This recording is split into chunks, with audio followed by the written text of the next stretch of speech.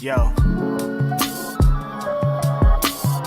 It's Grapsody with Will, Phil, and Reg, trying to keep it real instead of what you usually get from these talking heads. It's Grapsody, we're here to fill the void. 3 black fans, different perspective, got to fill your voice. Coming with the podcast, talking majors, indies in between. Yeah, it's all that, and we're down with Fightful, better fall back. Coming for respect, we connect like a ball bat. No need to double check, these are all facts. You're listening to us talk raps.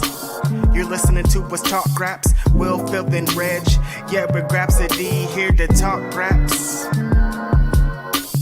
Yeah, we're Grapsody, here to talk raps.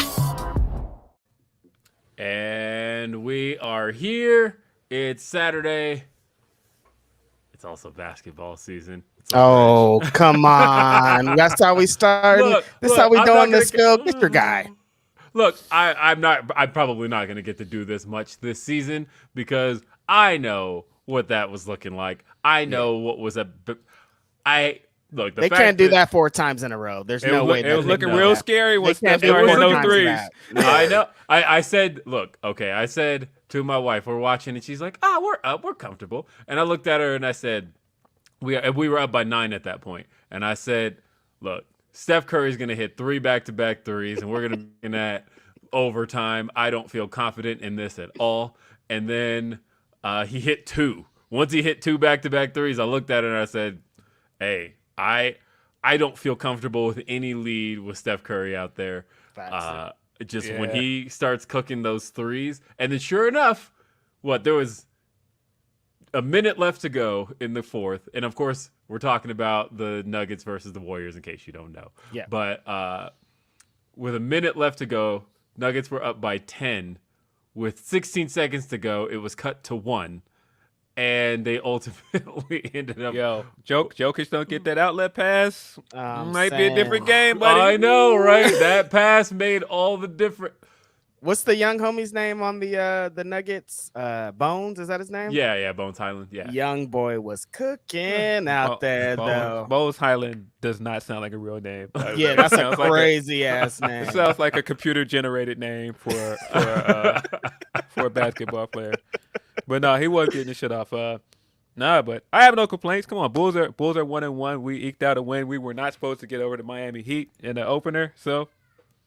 Yeah, Heat's not looking too good out there themselves, man. Nuggets are 1-1. Nuggets got a back-to-back though because they're playing. Are we tonight. all 1-1? Yep. Nuggets play tonight against Oklahoma City. I might go. I don't know. Oh, that's what's up. It's in the cards, possibly. Yeah, it's in the cards, and then because that's our home opener, and then we've got the Lakers on Wednesday. That should be fun. That one's sold out. Super fun. Yeah. So I don't think I'm going to get to do that one. The Raw debacle all over again, right? Wasn't it LA and Denver that one time? Yes. Yeah. Yep. That, I had tickets to that Raw too, of course. But at the same time, like as a huge Nuggets fan, I'm like, how could I be against the idea of the Nuggets making it to the Western Conference Finals? Right. You can't. Yeah. Not for wrestling. Yeah. I'm like, I lost out on Raw, but they made it to the Western Conference Finals. How could I be mad about that? Of course, they lost. Yeah. So, in hindsight, two-time MVP, Jokic as well. So, got something to brag about. Yeah. Definitely. Bro, be cooking too. When he get that, when he running, get out the way. No, that pass was crazy last night. Like that definitely saved their game. Yes. But hey, welcome to Grapsody. Saturday, October 22nd. I'm Will Washington. Philip Lindsey's also here. I'm here. I mean, if you can't tell, basketball's back. Why are you talking about wrestling? You know what it is. Look, and as also a football fan who is a fan of the Broncos, I have a lot of sadness in my heart. So I'm really happy that the Broncos. We don't talk about football in this household. So the fact that basketball is back has at least has me not thinking about Russell Wilson every once in a while. And basketball being back has everybody dunking on Russell Westbrook now instead. Oh, my God. When he airballed the other day, I laughed for 5 straight minutes, legit, because I knew Twitter was going to tell me, this man cannot catch a break. I swear to God. Russ playing really good defense on Kawhi the other night and still getting blamed for the loss. I was like, dang. Sorry to see it, man. He had like 5 steals too, but he had no points. So yeah, that's what they look at. Righteous Reg is also here. Oh, it's your boy. I'm in the building. Media man, your favorite rapper, your favorite writer, your favorite podcaster. Saturday morning, back at home, not on vacation. Shout out to the home Full Gear this year, New Jersey, for absolutely no reason at all. And it's your boy Righteous Reg. I'm super excited to be here. Basketball season is back. Shout out what were to you doing on vacation, by the way? Were you doing a little tweeting on vacation? Oh my God. I'm still honestly, Phil, luckily I was on vacation because after Grapsody last week, actually that's funny because I tweeted the tweet right as Grapsody was ending. I was like, let me get this shit off. And then people were not happy. No, I learned I'm starting to sense a pattern here. Yeah. I mean, we're all learning. The Bray Wyatt fans are back and in full force. By the way, I just want to point out really quick, one of the things that's going to irritate me throughout this show, and I'm really sorry. But so for those watching the video here, as you can see, my light's a little flickery. Mm-hmm. That's not something with my camera. That is this light bulb right here is like flickering. So I feel like I'm in a crack house right now. Like I thought you were trying to get your spooky season shit off because it's Halloween. I'm like, oh no, he got the little strobe light going on. Not an intentional strobe light. I have one of my LEDs. This one seems to be malfunctioning a little bit, and it's flickering a whole bunch. Might drive me nuts because I'm seeing just flickering light all the time. Anyway, Bray Wyatt. So I'm learning now. You know what? Shout out to one Brandon Thurston who tweeted yesterday that he said Bray Wyatt. He says, I finally understand Bray Wyatt is the Taylor Swift of WWE. His mentions lit up. And I talked to him about it this morning. We exchanged a brief message, but everybody proved his point. Right. Well, I mean, did they though? Because Denise doesn't like Bray. More so, it's not so much that it's the same fans. It's that if you don't feel he's the best thing in the world, mm-hmm. He has got a rabid base. And that's the funny thing about this whole thing is I never once said that Bray Wyatt was bad. And also, I never said... You didn't say he was a bad wrestler. On this podcast, not on the tweet. On the podcast, not on the tweet. I said, what's a good Bray Wyatt match? I didn't say, what's a 5-star? I never said anything about stars. When people were like, well, he doesn't have a 5-star match. I didn't say a 5-star match. I just said, what's a good match, motherfucker? I'm not talking about Dave Meltzer's poll of how he does it. What's a good match that this dude was in? And people just could not get behind that. They're just like, well, what about these promos? And then I guess, okay, I'll give it to you guys. Oh, he has a good match 8 fucking years ago. Get out my mentions with this shit. No, he's had good matches. He's had good matches though. Last time he had a good match, 2014. Get out my fucking mentions with this shit, bro. No. He's had good matches. I just think that was one of those things where you made a statement and people were like, nah, we're getting this guy out of here. Yeah, they were really trying to get me out of here. That's which happens to the two of us pretty often. And I thought it was very funny that it was like the days alternated and I was sitting laughing. I was like, wow, people are really trying to run with tweets, man. But that's Twitter. Luckily, I have my guys to come in and take a little heat off of me because both of you guys this week had some things like right after that, Phil got into the Jade and Bianca controversy. And then my guy Will was messing around with that WCW jobber. So it was like things are just very hot at the time. Like, look, man, for you boys out here. Look, I literally went down a rabbit hole. And look, even if I wasn't going down a rabbit hole, if I want to tweet about the accomplishments of black wrestlers, I'm going to tweet about the accomplishments of black wrestlers. But I just happened to be, because I looked at the stat, right? I saw the stat that said Bianca Belair, first woman to hit 200 days as a world champion. And I thought, congratulations, by the way. And I was like, wait, shout out to Bianca. Congratulations. Yeah, shout out Bianca. That's a great stat. And then I thought, wait, first woman? I don't think any men have done that. And I was like, I'm pretty sure no men have done that. So I just posted that without having looked at the stats. I'm like, pretty sure no men have hit 200 as far as world championships are concerned. And so I posted that. That did well. And then I was like, I wonder just championships altogether, what are some of the stats And I know I got some pushback. Some of the ROH guys, including shout out Cheeseburger, came at me and said, give Jay Lethal his due, because I had said major championships. I didn't include the ROH championship. I actually considered doing that, and then I thought, oh, so you were just being a hater, a straight up. It wasn't so much being a hater. It was more like I was trying to think of. So, like, operating from the idea of, I recognize Ring of Honor's stature at that point, but I also recognize that Ring of Honor still operated under the under indie rules, right? Essentially, as far as being a promotion was concerned, and so they were in territory pretty much at that point. I consider ROH to be, at that point, the largest indie for sure, and not just that, but even though they technically weren't independently owned, right? They were owned by Sinclair Broadcasting, but because I would say, as far as market was concerned, and the fact that they were on all those Sinclair stations, they did have a larger footprint than Impact, and I had included Impact in my numbers, and so that was where there was either way. You guys knew what I meant when I was talking about the largest. Basically the biggest accomplishments. That's not to take away from Jay Lethal, because Jay Lethal had 2 major championship reigns in Ring of Honor, holding the Ring of Honor World Championship, holding the television championship. But like, I was like, of just championships altogether, who were the longest reigning singles black champions? And surprisingly, MVP with the United States title had almost a year. I remember that, of course. That was 2007. He beat Chris Benoit, and it was really weird that he beat Benoit in 2007 and then went on to hold the title for a year. So for the majority of his reign, they couldn't talk about who he beat because it was literally like, he won the title. Benoit's dead 3 months later, but he held the title for a year. So for like 7 months of that year that MVP had the belt, can't mention it. Can't say where it came from. He's randomly holding this title, but he did have it a long time. That was a really good reign. He got to beat Ric Flair, or I guess that was MVT that beat Ric Flair.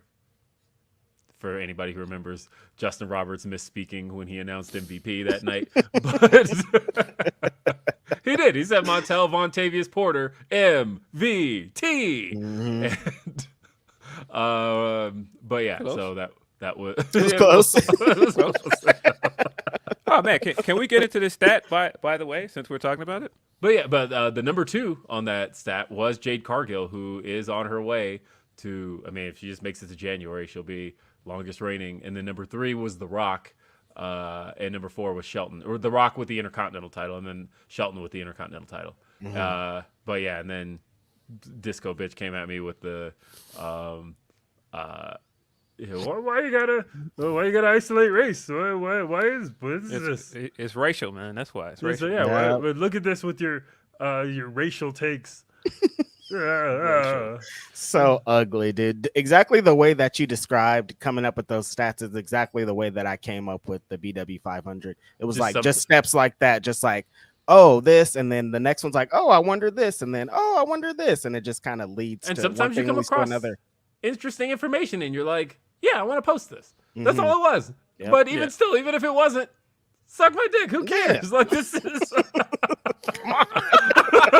Come on, man. Yo, just keeping it real. It's hot for us out here, man. I just to take a quote from all, man. I don't know, man. Sometimes they see our tweets out here, and it pains them, man. It pains them to see your boys popping off, man. It pains them to see our views. They throwing dollars in them or Grapsody dollars at you. Nah, man. I heard some. I'll say this though. So of course, as folks know, we talked about this last week. I do a show called After the Week with Denise Salcedo every Sunday, and that each week I'm supposed to rank my top 3 moments of the week. My top 3 moments of the week. But last week I said Bray Wyatt was my number 3 moment of the week, and again, even being on the list is a good thing. It's top 3. There's probably 50 things that happen in wrestling each week. I'm picking 3. being on the list, I'm just mentioning things. This isn't like, it doesn't really matter what order they're in. They're all good things. This sounds very familiar. But not putting Bray at number 1 got people that week, right? So then this week, this past week, I put Bray number 2. It wasn't my favorite thing of the week, but it was number 2. That's still praise. And I still got people coming at me with like, no, Bray should be number 1. And I'm realizing that like if Bray Wyatt fans, I forgot about this, honestly. I forgot. Like it had been a year and a half. But do you remember the days of Fiend profile pictures, basically just like running rampant on Twitter? I forgot about all of that. Fiend profile pictures were the worst. Damn it! It's I wish I would have thought about that before my tweet, because I would have been like, yeah, I probably shouldn't do this. It's on the list. It's Fiend profile pictures, Roman profile pictures, some kind of diva. No, all of those avoid at all costs. Yes. Right. I forgot about those though, like hard, right? And so I forgot that if you don't classify what Bray does as the absolute best when talking about it, they're gonna come at you. And again, I didn't say anything negative about Bray in mine. Like I was like, this was good stuff. I just felt there were a couple of things better. That's it. Oh no. You can't say that, right? Can't do that. And then, can't say that. And when I said that Bray, by the way, when I put him at number 3 the previous week, I had said that. So what I got from people was, oh, Will just hates WWE. No, it was like the number 1 thing was Bianca versus Bayley. What are you talking about? That was what I put at number 1. But I guess this is how it goes. Yeah, I laughed pretty hard, admittedly, because I was like, I just gave this guy shit for this on our podcast. Because I was like, Bray definitely was number 1 last week, and you guys threw him at number 3, and I was like, dang, I hope I didn't encourage people to jump on my guy, but You did. it was really funny to me. You piled on. You helped piled on, Phil. Thanks. It was really funny because I was like, wait, the guy is the thumbnail, and you guys got this guy at number 3. I was like, come on, man. And nobody even noticed that Denise didn't put him on the list at all, right? So, like, Denise's list didn't even include Bray that week. Now so they think we got an agenda. Phil likes Bray Wyatt, you guys. We don't have an agenda. That was hysterical, by the way. People getting mad at you guys and then going, you guys hate Bray. And I was like, you guys, I love Bray. Don't let me in. Yeah, no, that is... No, Phil Lindsey is all about the spookiness and the... Spooky is always so funny to me. Nah, man, it's definitely spooky out here, bro. Like, That's real. Spooky out here, That's man. real. Hey, definitely make sure, by the way, that you're sending in your super chats, your humper chats. Donate a super chat. You're helping support what we do here on Grapsody. And also send us your humper chats. You can send those anytime you want throughout the week, throughout the day. We'll make sure we get to them. Just make sure you address for Grapsody if it's for Grapsody. But those can be sent at humperchats.com. We read both. We got one here. Shout out to the boy Andrew Zarian. He says, happy Saturday, guys. Look forward to the show each week. Love you, Andrew. Appreciate it, Andrew. We got... Keep killing him out there, bro. I know, right? Chris says, so Bray will be fighting all of his alter egos in ring is where this all leads for the next year, I believe. I mean, I don't think so. Just because, like, how the hell do you pull that off? Look, Bray is an extremely uniquely shaped individual. And that's not to say, like, that's a bad thing, right? I actually think that his shape, it's unique. There's nobody shaped like Bray. It's in the same way where, like, even in the 2000s, I always felt like there's nobody on Earth shaped like Rhino. Like, like if Rhino tried to like dress up as somebody else, you wouldn't know it because you know that silhouette, you know that wet hair. Come on, yeah, you know it, right? And like Bray is a very uniquely shaped individual, though. But to the point of where, who the hell would be Bray's alter egos? I mean, you would have to put them in like a bodysuit. There's no way. Bray is so even at like his best shape, which I felt like was probably early 2019, like when he came back and he was just like he had really slimmed down. Mm-hmm. He still was very uniquely shaped. Right. He's just Bray. That's how he looks. I just Dude, figured you out could what they're not have- probably gonna do with this situation. They did just form a partnership with GCW. As we know, that's a real story, definitely 100% real. Everyone here believes it, and we've seen a little bit a match that GCW has very often featuring a superstar called the Invisible Man. So what's gonna happen is Bray's gonna be in the ring. They're gonna have 5 holograms of the things that come up when Roman's entrance and the Usos. They're gonna have 5 of those little guys in the ring with Bray Wyatt, and he's gonna Invisible Man the whole thing and have a 0 out of 5-star match. Classic of Bray Wyatt, like he always does. Yeah, come on, man. Bray's gonna do something with this character. This week was a very weird one. That promo with his theme song playing throughout the whole way, which was very distracting. People did not like that theme thing. Yeah, I don't like background music and promos at all, period, because like I don't know, that shit sucks. But I'm actually a fan of it. Really? Yeah. It depends on how it's used. I think that his theme music was too loud this week, and so it was very distracting. Like I had to listen to it back to hear everything he was saying. And then of course we got the brief shot of Uncle Howdy, I guess. Don't know where they're going with that, but we shall see. Yeah, I have no idea where any of this is going. But like I said, I don't know. I don't like background music and promos unless the idea behind the promo is supposed to be that it was like pre-produced by the wrestler of like, hey, we were sent this tape. Here's this. But if it's just like, I guess that's more what I'm talking about. I guess. Yeah, but if it's like hey, we caught up with this person backstage and they're just like standing there with background music playing, I'm like, who's playing this? Like, where is this supposed to be coming from? And I remember in 2009, WWE got like really weird with production, where again, sometimes they can step on their own toes when it comes to this kind of stuff. But like, remember when Matt Hardy turned heel on Jeff, and then he revealed he was behind all of the stuff blowing up Jeff Hardy, running him off the road, all that stuff, and then Matt goes in the ring to explain it, and the lights go out, and like some eerie music starts playing while and he's in the ring talking, and they're playing like background music, and I thought, what are y'all doing? Why? There's such an easy way to do this. Pretty silly. But for some reason, they decided we have to like up the production on this and really leave the realm of reality here. Like I said, I'm not a big fan of that stuff unless the idea is supposed to be that the wrestler put it together themselves. Can't believe you mentioned Matt Hardy on this podcast after what he did last night on Rampage. Yo, that son of a gun. Matt Hardy had a week. That tweet he put out. I have been thinking of the only whites in the joint all week and laughing. Matt Hardy's a funny boy, man. That clip of him rapping in the Did you see his answers to the quiz we talked about last week? Yes, his answers to the quiz, him rapping in Zubas in a do-rag. Hilarious. Yeah, his rap last night and Stokes' reaction to it, which Stoke had the perfect reaction, just looking and walking away. Yeah. Just like, I don't know what that was. I'm out of here. Yeah. Yeah.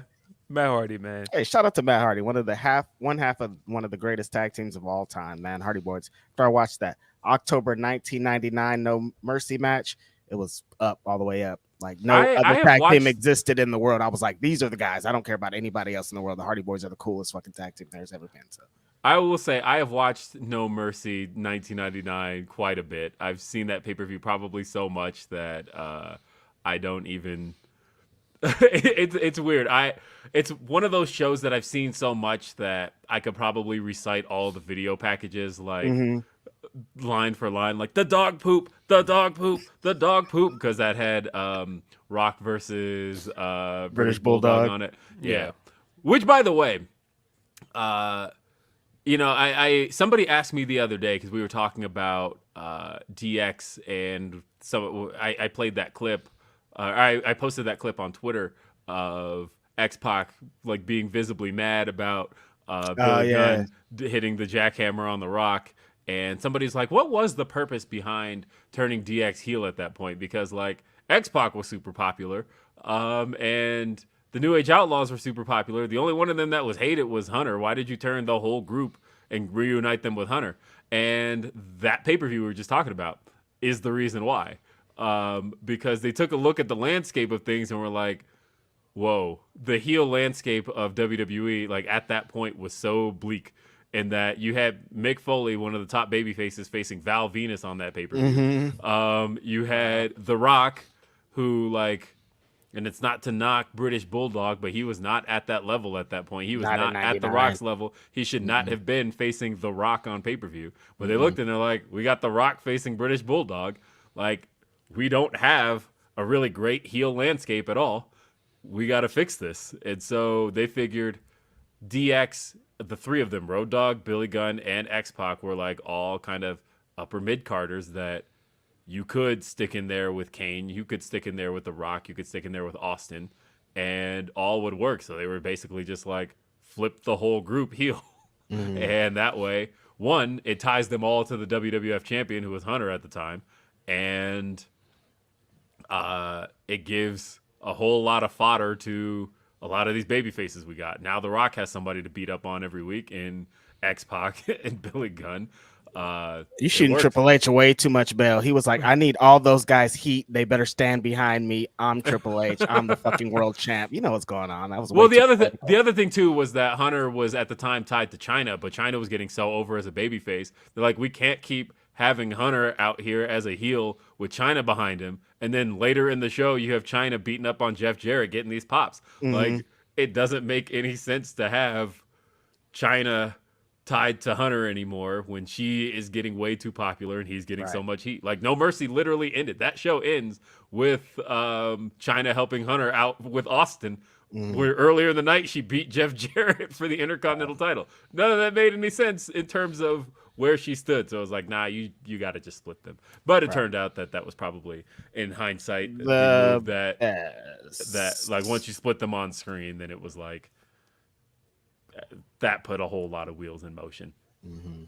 Yep. Man, we could probably do a Grapsody Talks Classic Wrestling all day, and that could be a whole other thing. We got some other super chats here, by the way. Orion Ben says, begs the question, who do you consider world titles? I think the world titles right now, because I know AEW considers the ROH title a world title, and that's why Chris Jericho is the Ocho. But as far as what I consider world titles at this point, it's the WWE Undisputed World Championship. I pretty much go off of what PWI does, which is it's the WWE Undisputed World Championship or Undisputed Universal Championship is what it's called, right?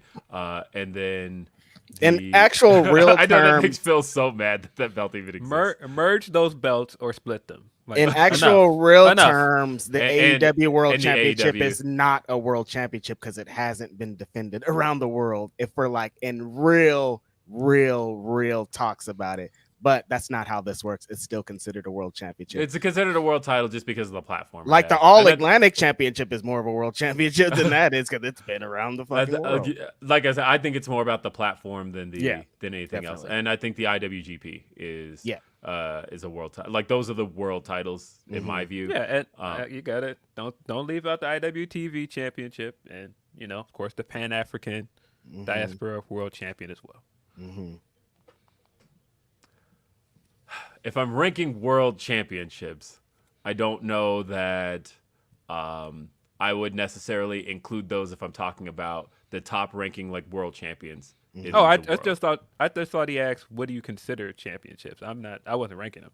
Oh yeah, no. I think he was just saying who do you consider like the world titles like out there? Because like it's hard because like PWI kind of rescinded Impact's world championship status. That they don't necessarily consider that, when they're I know when you guys are doing and correct me if I'm wrong, but I know when you guys are doing the kind of the committee gathering for the qualifications for like especially the top 10, and you consider titles won, that the Impact World title isn't weighted nearly as heavily as really anything. Not at all. Yeah. And people are mad at us for that. Exactly. Like, people went to the list to be like, where's Josh Alexander? Blah, blah, blah. Why don't you do this? And it's legit because of that. Like, I mean, it is what it is, you guys. We love Impact, but like, come on. I mean, like I said, I think it has a lot to do with platform. I think it has to do with how much exposure that championship has. Exactly. And so, Impact, unfortunately, it doesn't have that exposure any longer. It did at one point, but it just doesn't. And then the women's world championships too. Yeah, of course. And those are world titles as well. Yeah, Raw Women's Championship. Getting IWGP World Heavyweight Women's Championship as well. Hey, that belt looks so dope too. I kind of want it, and I'm like, where would I put it though? Is the question. So that's a great looking championship. Which that was another thing from the Jade thing where people were like, "Oh, you think Jade is a world champion?" I'm like, people know they will intentionally miss a point when they don't want to, or when they want to dunk on a specific person making a point. Right. They will go out of their way to miss a point. Yes. We know that. Shucky Ducky says, Quack, how quack. much wood would a woodchuck Taylor, Chuck Taylor? Okay. Thank you. Appreciate it, Shuck. Okay. Shucky. Oh, Shucky Ducky. Coffee Black.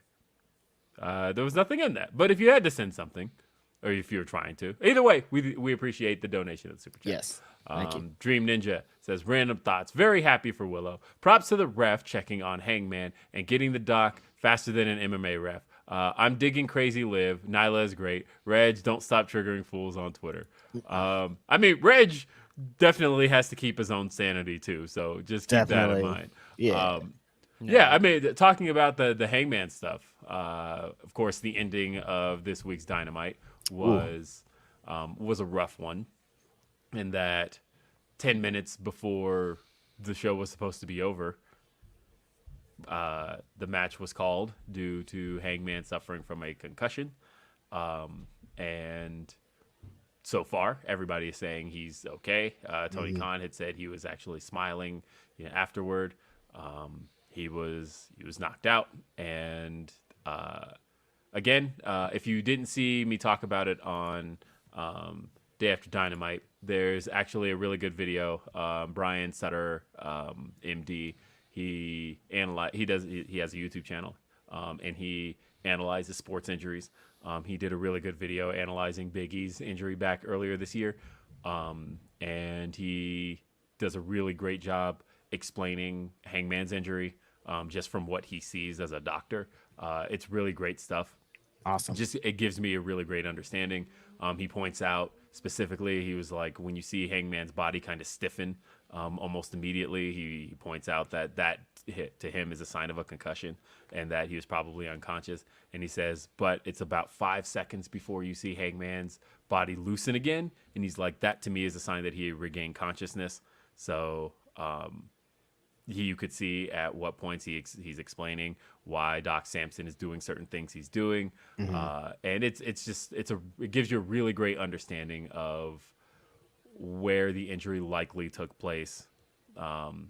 He says it could have been the impact of the clothesline, but it was most likely, he believes, his head hitting the mat. Yeah, his head hitting the mat was what he believes it was, and I could see that he explains that very thoroughly. Shout out to Doc Sampson for reals, and the referee Paul Turner killed it. Oh my god, amazing! Paul work, Turner immediately gathering. He's a veteran. I mean, that's of course. Of course, yeah. Paul Turner goes back quite a ways. You look up, you watch yourself some old Ring of Honor matches, you're going to see Paul Turner there. He's seen he's been in the matches with Samoa Joe and Bryan Danielson and Low Key. Like, he knows about people getting knocked out, and he knows about all the things. So yeah. Shout out to him. And getting knocked out is tough, right? Because thinking about Hangman there, for example, he was out for about 5 seconds, but that was enough for Paul Turner to have noticed in the first second and was like, "Call the match, we're done." Yeah.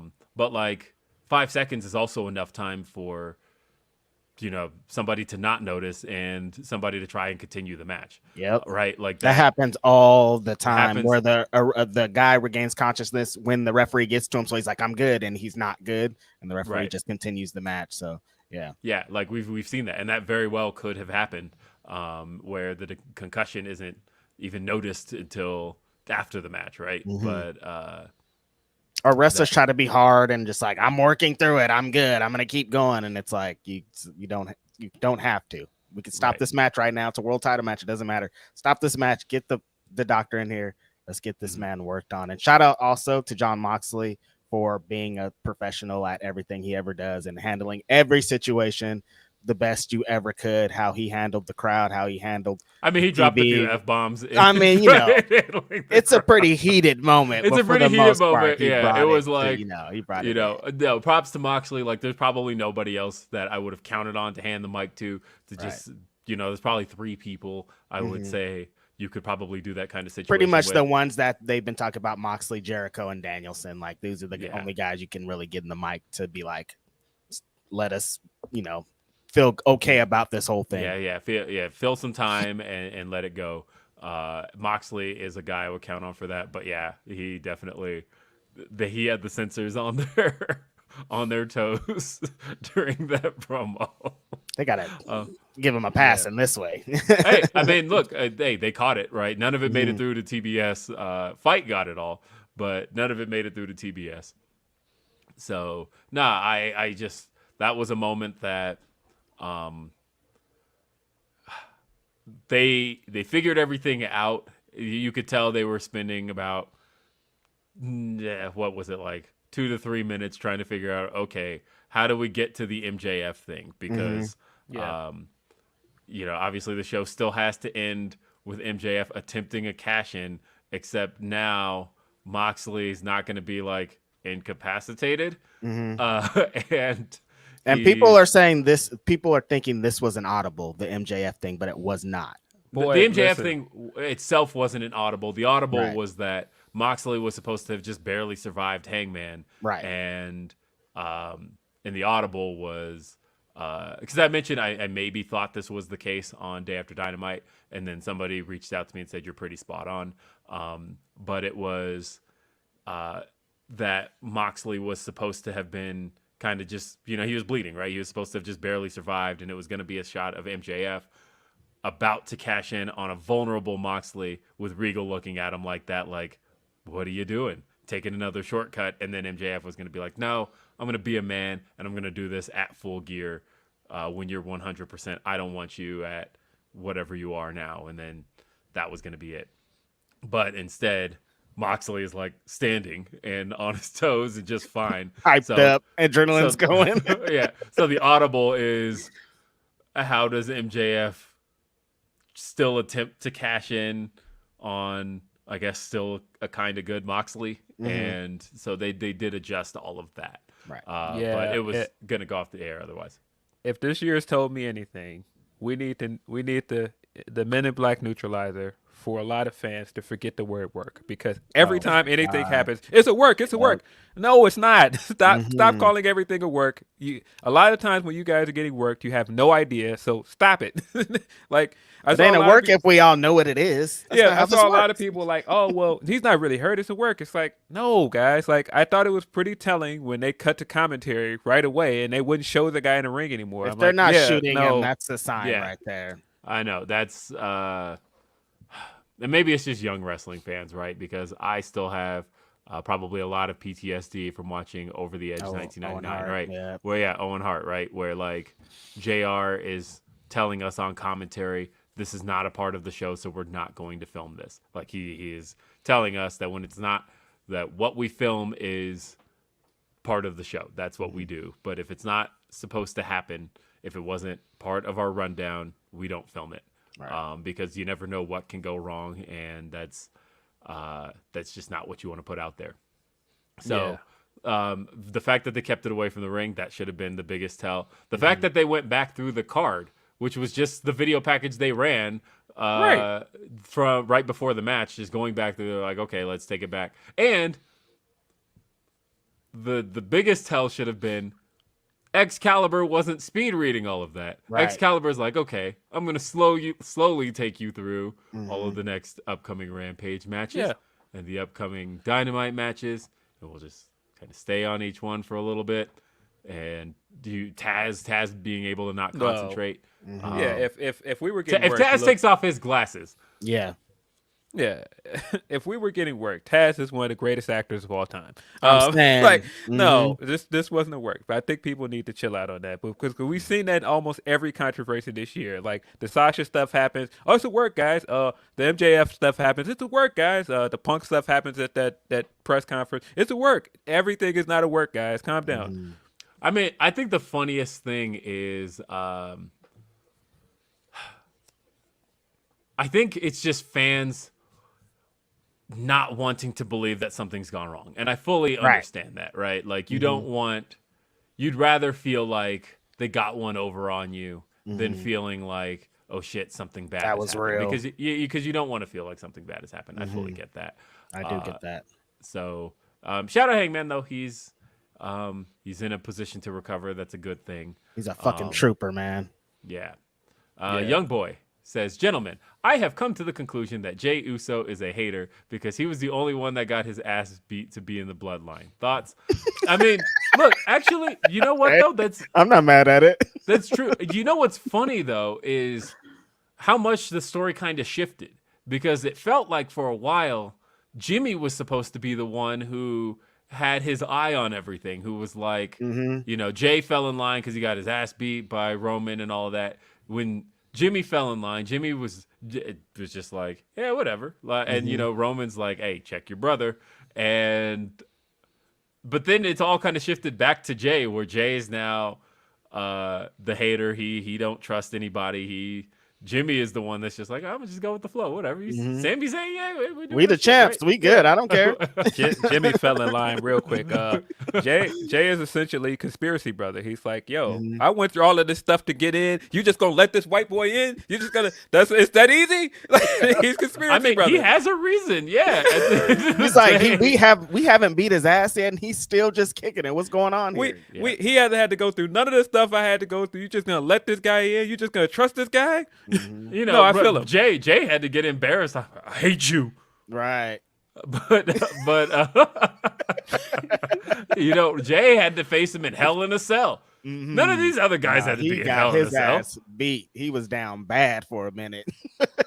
I see why, man. I'd be out there fighting too and beating everybody up. Some bullshit. No, I would have been mad last night too, having to listen to that Logan Paul promo in the back. Like, why are we giving this dude all this time? Why is he getting the main event spot? I would have ran out there and wanted to throw hands on him too. Straight up. Like, get this dude out of here, man. Getting a world title match? Hell no. Yeah, see. Yeah. We're a week away, by the way, from Crown Jewel. That's coming up. Crown, yeah. You know what? I guess credit where it's due. 3 years ago, 4 years ago even, when these Saudi shows first kept happening, you know, there was a lot of hate toward those shows. It was a... Dude, I just remembered I was on TMZ Live one time. You know when they do the little call-in thing? I did one of those one time. They were in my DMs and they were like, do you want to come on and talk about Saudi Arabia? And I was like, sure. Wait a minute. I did one of those. Yeah. I did one of those. Sending my guy a message like, yo, you want to come on and talk about Saudi TMZ, Arabia? You know, people referred to them as the Saudi blood money shows. Remember there was the situation with the plane being stalled in 2019. There was pretty much all of that. But you know what?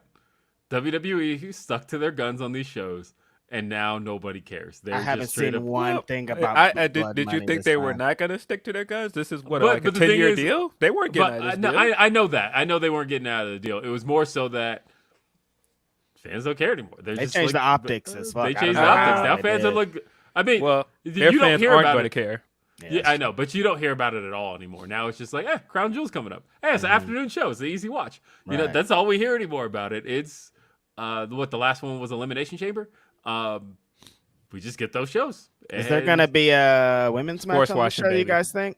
Sports watching. Yeah, probably. Probably. Yeah, probably. They're just waiting long as fuck to announce it. Yeah, they've been. I don't know. They've been doing weird things with their women's booking. I mean, I don't know. Having one women's match on Monday was kind of strange. 2 Mondays in a row. I said though, I said that I've heard from people that Hunter's a big fan of Dynamite. I guess he's a bigger fan than we thought. He's like, oh, let me try that little trick too. Yeah. Oof. I mean, But he loves him some Damage Control. He had him on everybody's show. yeah. Well, and that's the thing is Damage Control. I mean, they're the tag team champs. It was a good match last night. There were 2 matches last night. We got to see Hardcore Live, and we got to see the. You not a fan, Phil? It stinks. I'm sorry. It does. It stinks. I'm not a fan. Yeah, no. I'm in wait and see mode. I want to see where it goes because I think I'll say this. I don't see anything that could get over more than what she's doing. A woman who likes getting her ass beat and loves to just tear shit up. Because like I'm noticing when she goes and grabs weapons, things like that, people get into it. They're liking the dives. Like if she just becomes like Mick Foley of the women's division. That's funny. You know who did that before, and that is also a WWE superstar now, Candice LeRae. That used to be her thing in PWG. Mm-hmm. Yeah, I mean, if you were gonna do that with a woman, Nikki Cross was right there. I mean, or do it with Candice LeRae, who has been super kicked with the thumbtack Nike. Yeah, I'm just saying. I mean, and look, I like Liv as a wrestler. I do think that she knows how to get to. I think she knows how to speak to a crowd because the crowd is clearly into what she's doing. Definitely. But boy, can I tell you that I am sick of people doing Harley Quinn or Joker gimmicks. Yeah. Like, I'm over both. it. Mm-hmm. Like, we've seen it to death. It's like if we know anything about a lot of white people in wrestling, they like Joker. I got you. Fact. Cool. That's a fact. I mean, Pentagon's pretty obsessed too. So no, Pentagon loves that Joker gear.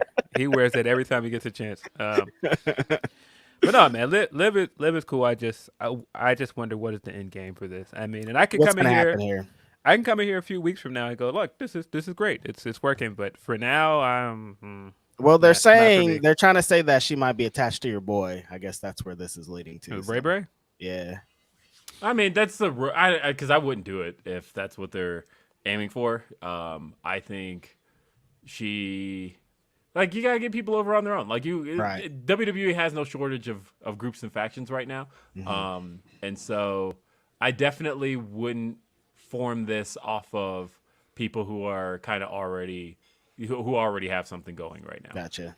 That's what I wouldn't do that. Mm-hmm. But yeah, I don't think Liv is a heel. I think Liv is still functioning as a babyface. So why would you? She's beating the shit out of Sonya Deville. Right. So why would you put her with Bray, who is clearly positioning himself as a heel? That doesn't really make sense. I think Bray should not position himself as a heel. By the way, I think that is a colossal mistake. Yeah, I don't really understand why they're doing that because that after that pop that he got at Extreme Rules. How could you?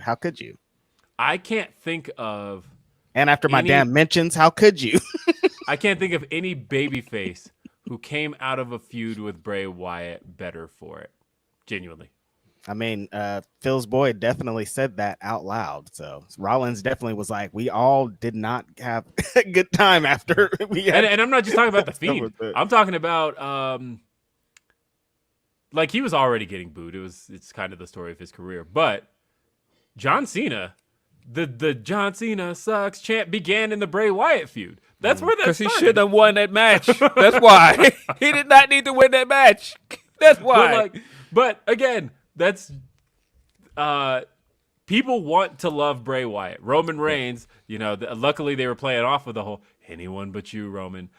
They were playing off of the fact that people didn't like Roman Reigns, but Roman was getting booed to that feud. Dean Ambrose, he was okay in the sense that they I mean, he did have a toaster explode in his face or whatever that was. That was a TV screen. TV screen, yeah, not a toaster.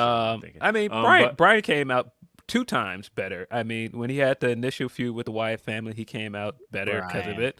And then, of course, when he was transitioning from Planet's champion to babyface again, he came out of the other. You can't. I mean, when Brian you talk about Bray Wyatt, you can't talk about Daniel Bryan. Anytime you talk about a wrestler, you can't mention Bryan Danielson because, like I said, he'll have a great match with your mom. We're not talking about wrestling stuff. Hold on, we're not talking about wrestling stuff. We're talking about who came out better character wise, and Bryan came out better character wise. I mean, but Brian came out better character wise totally by accident. That was not by design. That was, nah. No. Nah, man. Wait. No. First The off, first no, time no. was definitely by accident. Because Bray, he was supposed to turn heel. That wasn't supposed to happen. Definitely. That was supposed to be him staying with the Wyatt family. Mm-hmm. He was supposed to stay with Bray going into WrestleMania. He had gear made. He was gonna just be a part of the Wyatt family. But they were like, this ain't working because the fans still want to cheer Bryan. So let's just go with the yes stuff again. But like, as a matter of fact, they completely retconned the fact that he cut a promo on SmackDown, and luckily it was during a period where nobody was watching SmackDown. He cut a promo. You peopled the people. He was like, you people were chanting yes, but did you really love me, or were you just? It wasn't just the chant. And again, they retconned all of that. They were like, nah, none of that ever happened. He was secretly just playing Bray the whole time. But and then the second time, did he come out better the second time? I wouldn't say he did. He just turned face again. Y'all gotta come on, man. Come on, man. Yes, he came out better the other time. Stop, man. What are y'all doing? I don't think he came out better for Nah, him. man. Y'all are tripping, man. And, Yes, he did. And he accidentally got his head shaved and his beard cut off. No, Anybody remember that wasn't supposed to happen when Bray was just supposed to take like a little lock of his hair, but like accidentally like shaved off so much that Bryan ended up having to shave his head? I don't remember that. y'all trying to say that y'all trying to stick with this point that nobody has come out of this thing better and go, well, no, Bryan didn't either. Did he really come out? Come on, man. Go back and look at the pop of when he came out after that cage match and he started doing the yes chant. Go back and watch that and tell me, yes, he did. I don't care if it's But he went in circumstantial. with that. No. I don't care if you're trying to say it was circumstantial and say, oh, well, it was an accident. Man, go back and look at the reaction to that. But again, he walked in with that. He walked into the Wyatt family feud just as over.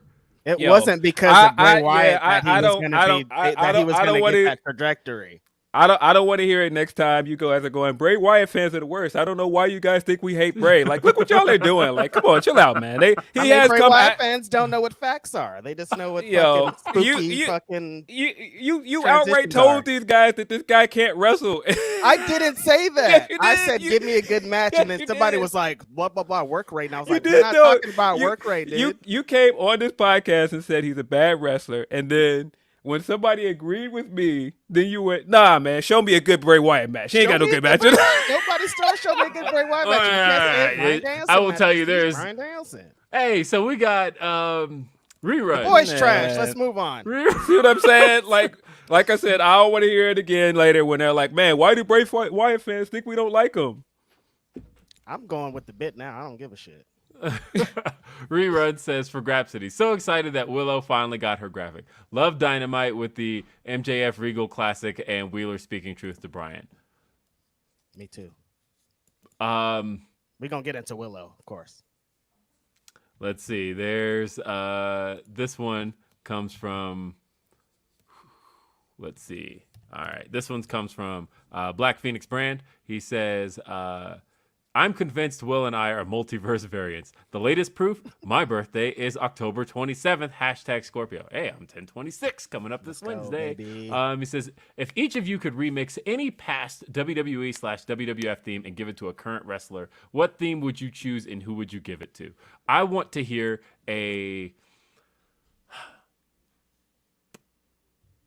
we'll take Carmelo Hayes. Mm-hmm.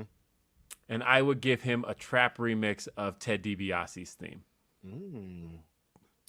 Just because I like that hook. I love that money, money, money, money, money. And I want the everybody's got a price. But I want it remixed in a trap way. That's what I would do. So you give that to Carmelo and not the guy that spent weeks doing like the bit with $1 Million Man? Yeah, because I wanted I don't want the trap beat on him, but he already has a trap beat, don't he? Yeah, he's got the Josiah theme song, doesn't he? Yeah. Oh no, they took Josiah off. I think they remixed him. Oh, did they? Mm-hmm. That sucks. That does suck. Yeah, that was one things I didn't like about Spears turning face is that he's not using Josiah's theme anymore because that theme was dope. That thing was pretty hot, man. Damn. Well, right now, though, you've got two people doing the 10 thing because I know that they were supposed to be transitioning. I thought they was about to blow that off last night. Yeah, but then they realized that the card was kind of weak, and they had to get some type of like Something. big match on there. Otherwise, like I didn't think that was a great Rampage. I thought it had some interesting stuff, but like for the most part, if you had to buy tickets to that, like that was a live Rampage, and if you didn't have that Orange Cassidy title defense, that show really didn't give you much. And so, like I feel like the Orange Cassidy match probably brought it up to like a 6 from what probably would have been like a 4 out of 10. But could you imagine if that was the card that those guys got that paid all that money? Like you had almost 2,000 fans there, which for Daly's Place, like if you've ever been to Daly's Place only holds 3,500. And so to have put in and Dynamite when Dynamite was at Daly's Place earlier this year, I think it did 1,700 people. That was back in March. So this was more than the last Dynamite. So and that Dynamite had that undisputed Elite versus Best Friends match. So like you had something. Yeah, I kind of feel like they should have just centered the entire episode around the Jade and Nyla stuff, because that was all of the most entertaining stuff from the episode. It was. I like the setup of Orange Cassidy just coming up from behind the bar, plopping the belt down, and Tony Khan being like, "All right, book it." Yeah, but yeah, a lot of the other stuff was just kind of like, all right, just kind of cool. there, huh? But yeah, all of the Jade and Nyla stuff was great. And I was sitting there when I tweeted, you know who's from Florida, because when she was like, yeah, Layla better win and she's going back to Indies, I was like, is this where Red comes back? And apparently not. No, So yeah, not this time. Jennifer says, "Happy early birthday, Will." Thank you. Good morning, gents. Can we all just celebrate for a moment for Willow? I am so happy right now. Much love as always. Keep thriving. Yes, I want to give Willow her flowers here because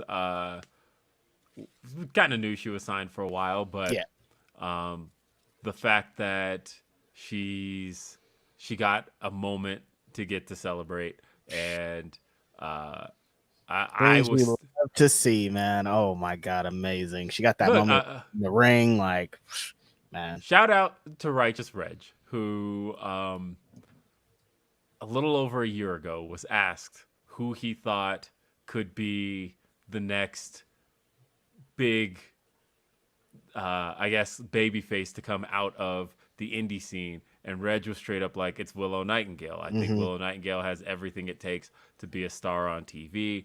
And she's got the personality. She's got the ability. She's got everything it takes to be it. Facials are crazy. Like, she doesn't even have to say anything. And you're like, I want this person to win. I believe in her. She's great. Yeah.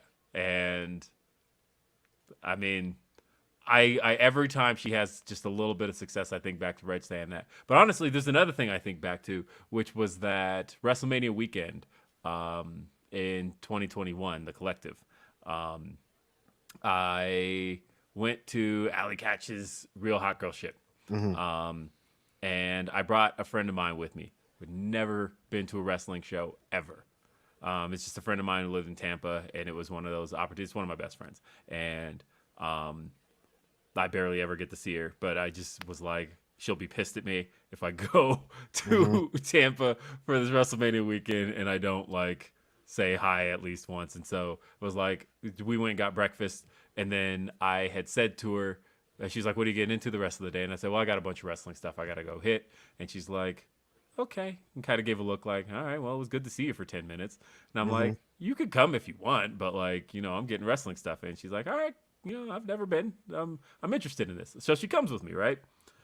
The one wrestler who stuck out to her the entire time, having seen barely any pro wrestling. She said the most wrestling she ever watched was like in 1999, 2000, right? When it was like everybody watched it. Right.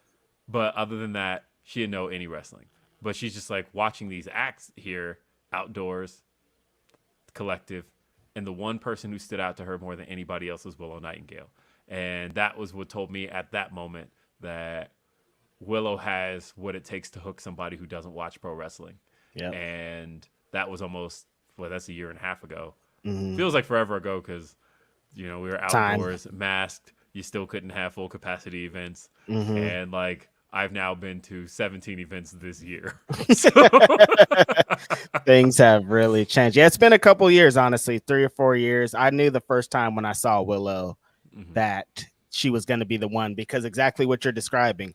In indie crowds, there would be people that never seen wrestling, never been to shows, little kids that were just inspired by this person. Just her presence in the ring, interacting with fans, you could just tell that she was the one. And then when she turns it on, when the bell rings and she starts going at it, she has a different style than everyone else. She works different. She is just an amazing talent, and you want her to win, and you're gonna get behind her. I knew this day was coming for a long time. I'm so happy that it happened the way it happened, and it's only up from here for Willow, honestly.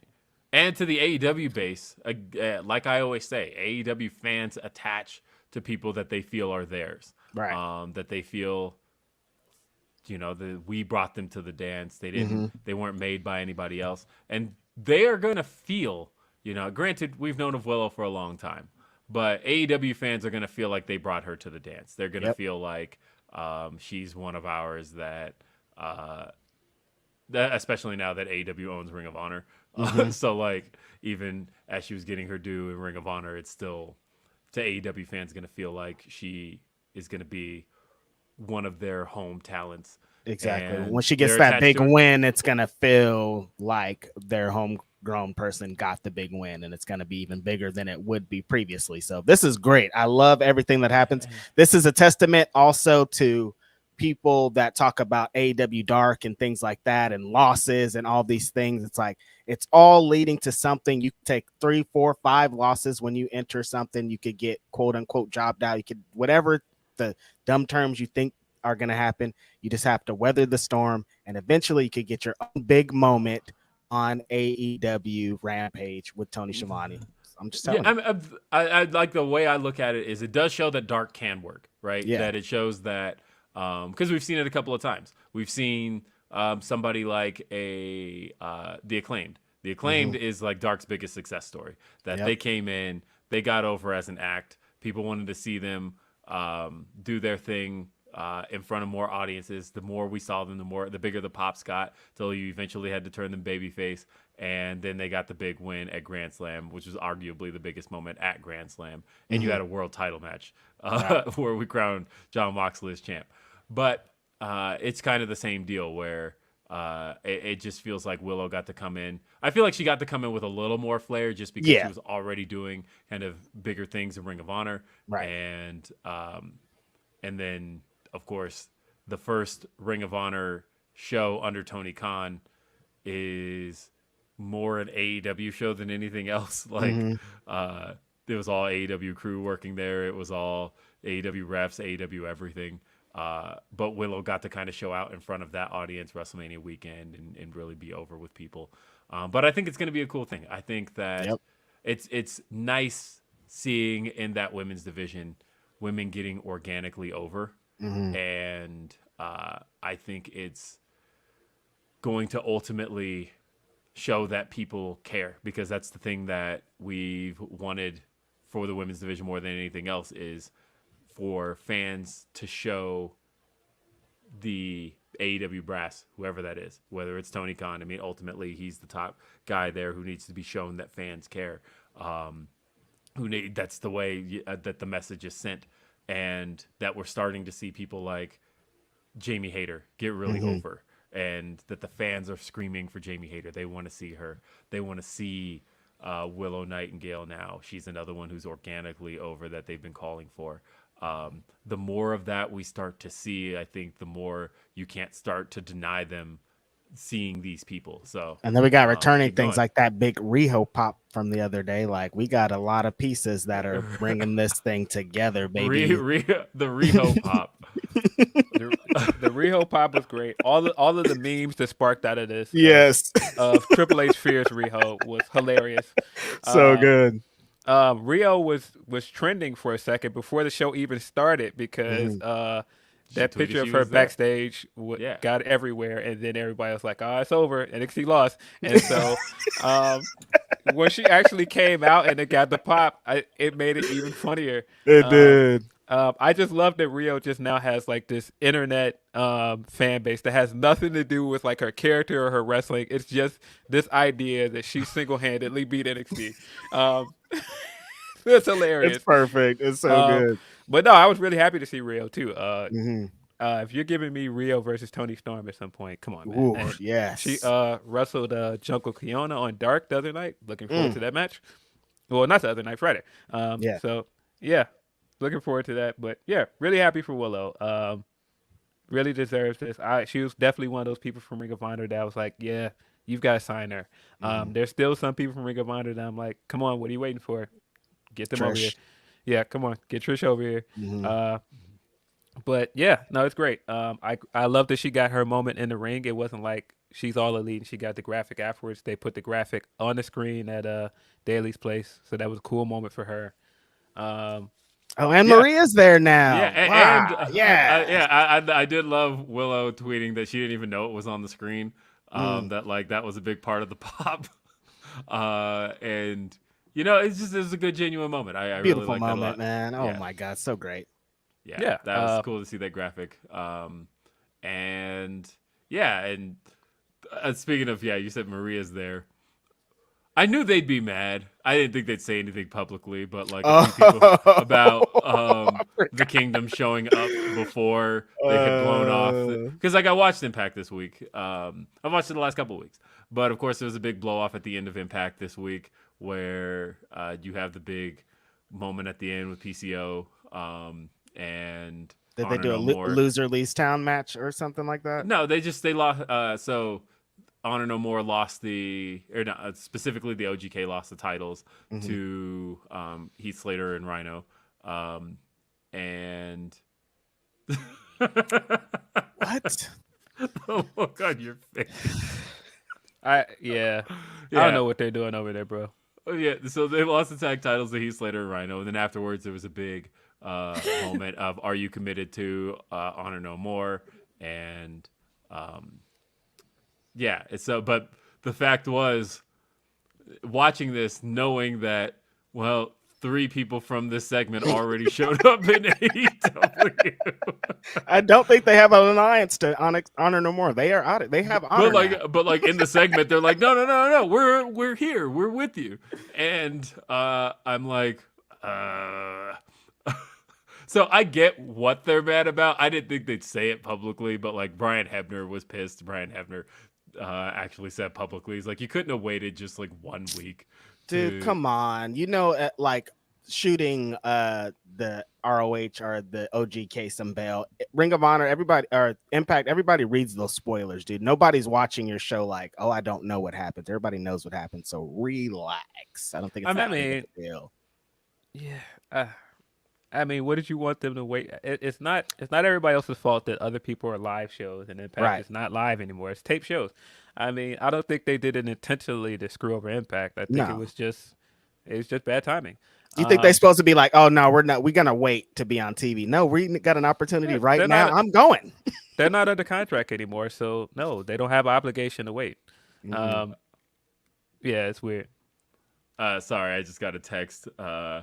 So I'm gonna keep doing the show as much as I can, but apparently carpet cleaning guys are showing up here and like they said we'll be there by noon. I'm like, so I'm like, you getting the Stanley Steamers coming through? What's going on? Oh, that's what's up. So yeah, they might be coming to clean up this carpet here, which you could probably use. It's been a couple years, but yeah. But no, I'm very happy for Willow, happy for Maria and the Kingdom as well.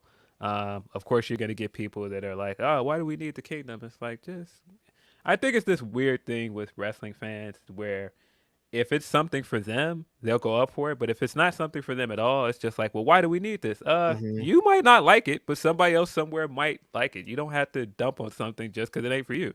Right. Hey, I mean, I could think of a purpose. So let's say, hypothetically, the Elite is returning soon, which a lot of people believe at this stage that some people believe they could be back as soon as Full Gear. But like there's pretty much a lot of people thinking that the Elite are going to be back. The Elite still have a story that's incomplete, which is that they've got a beef with one Adam Cole.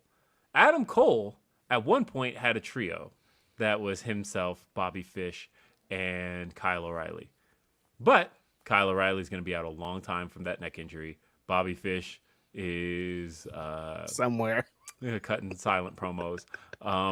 And so Adam Cole, whenever he's due to return, don't have a group. right. No, man. Except there is a group and that they Adam Cole planted seeds but have there been was- planted already. There was a group that Adam Cole was the leader of at one point that was called the Kingdom. And it consisted of Adam Cole, Matt Taven, Mike Bennett, and Maria Kanellis. Almost as if you could resume the story with Adam Cole's other faction, have them reunite. The funny thing is Tony Khan actually owns all the footage of that version of the Kingdom. That all belongs to Tony Khan. So right. like he could, you could do the Kingdom versus, you know what? The Kingdom had wars with the Bullet Club as well. So like that's also stuff you can all call back to. Some may recall a main event that consisted of the Kingdom's Adam Cole, Mike Bennett, and Matt Taven against the Young Bucks and AJ Styles. That saw Maria take 3 super kicks. But otherwise, that's something you could revisit. That is a way to kind of pay the story back off of Adam Cole. Because as a matter of fact, it would almost bring Adam Cole full circle. Like in a way where Adam Cole came into AEW and he rejoined the Elite. And then he also reformed the Undisputed Elite. And like the last piece of it, since you can't really do Mount Rushmore anyway, the last piece of it would be, hey, bring it back around to the Kingdom and then have ultimately Adam Cole decide he doesn't need any groups at this point. He's just Adam Cole. But you have to pay off the Elite versus Cole and his cronies. And I think if you can't have the Undisputed Elite, the Kingdom's the right one for it for me. Yeah, and you also had him try to buddy up with leader of the Bullet Club, Jay White, and Jay White was just like, you're cool and all, but I'm champion. Get out of here. And so, no, you can always have the revenge of that at some point of him having another match with Jay White or doing something else with the Bullet Club because they have history there. I think the Kingdom coming in is cool. I think that those guys have been a great tag team really for like about a year now. Like if people haven't been watching, I know people still have this irrational hatred towards Matt Taven because of the Ring of Honor title situation at Madison Square Garden. But Taven and Bennett together have been a good tag team. Yeah, Taven used all that hate that he was getting and turned it into I'm really that dude. And Taven is very underrated, and you're going to see when the Kingdom gets their shit off in the tag team division of AEW that these guys could really go. So it's fine. Just some time will take for these people. You know, if we get Taven versus Jericho out of this, I'm going to laugh pretty hard. And look, full, I guess, CM Punk disclosure here as he continue. I mean, as that line always plays through my head, that obviously I big up my friends, and Mike Bennett is a friend of mine. But the funny thing is, I think a lot of people have the stink of Mike Kanellis on their brains, and not even like 205 Live Mike Kanellis, who was actually doing some pretty great stuff, but they have like jobber Mike Kanellis in their heads of who they think Mike Bennett is. And I think it is interesting because I think the Boston Strong Style stuff he's been doing this year on the indies has been really, really good. And I think if you could see what Mike brings to the table now, it's really great stuff. I don't know. I think that you kind of just have to get a little bit of the preconceived notions about the Kingdom out of your head. Or they might come in and stink it up. Who knows? But no one knows. Let them prove themselves. Yeah, let them And I mean, if they won't come and stink it up at all. No way. If you're immediately putting them in a feud with arguably, well, not even arguably at this point, the best tag team in the world in FTR. They're gonna have a good match with them. FTR has been killing it this year. That match from Royal Quest was incredible. Oh my And god! I can tell you, I that guess, match. from a because I don't know if this is out there, but from a report standpoint, this probably could have been a Fightful Select thing, but I'll drop it for my for the Grapsody faithful. That Yeah, baby. FTR is the one who wanted this match. The Kingdom. Yeah, so They're who made it happen, and so I think FTR definitely has an eye for the matches they know that they can deliver with. They tried their hardest for the longest time to make the Briscoes match happen. They made it happen. They 5-starred that shit twice. They wanted Aussie Open to happen, and yeah, wanted their rematch with the Bucks, got the TV match, and it was incredible.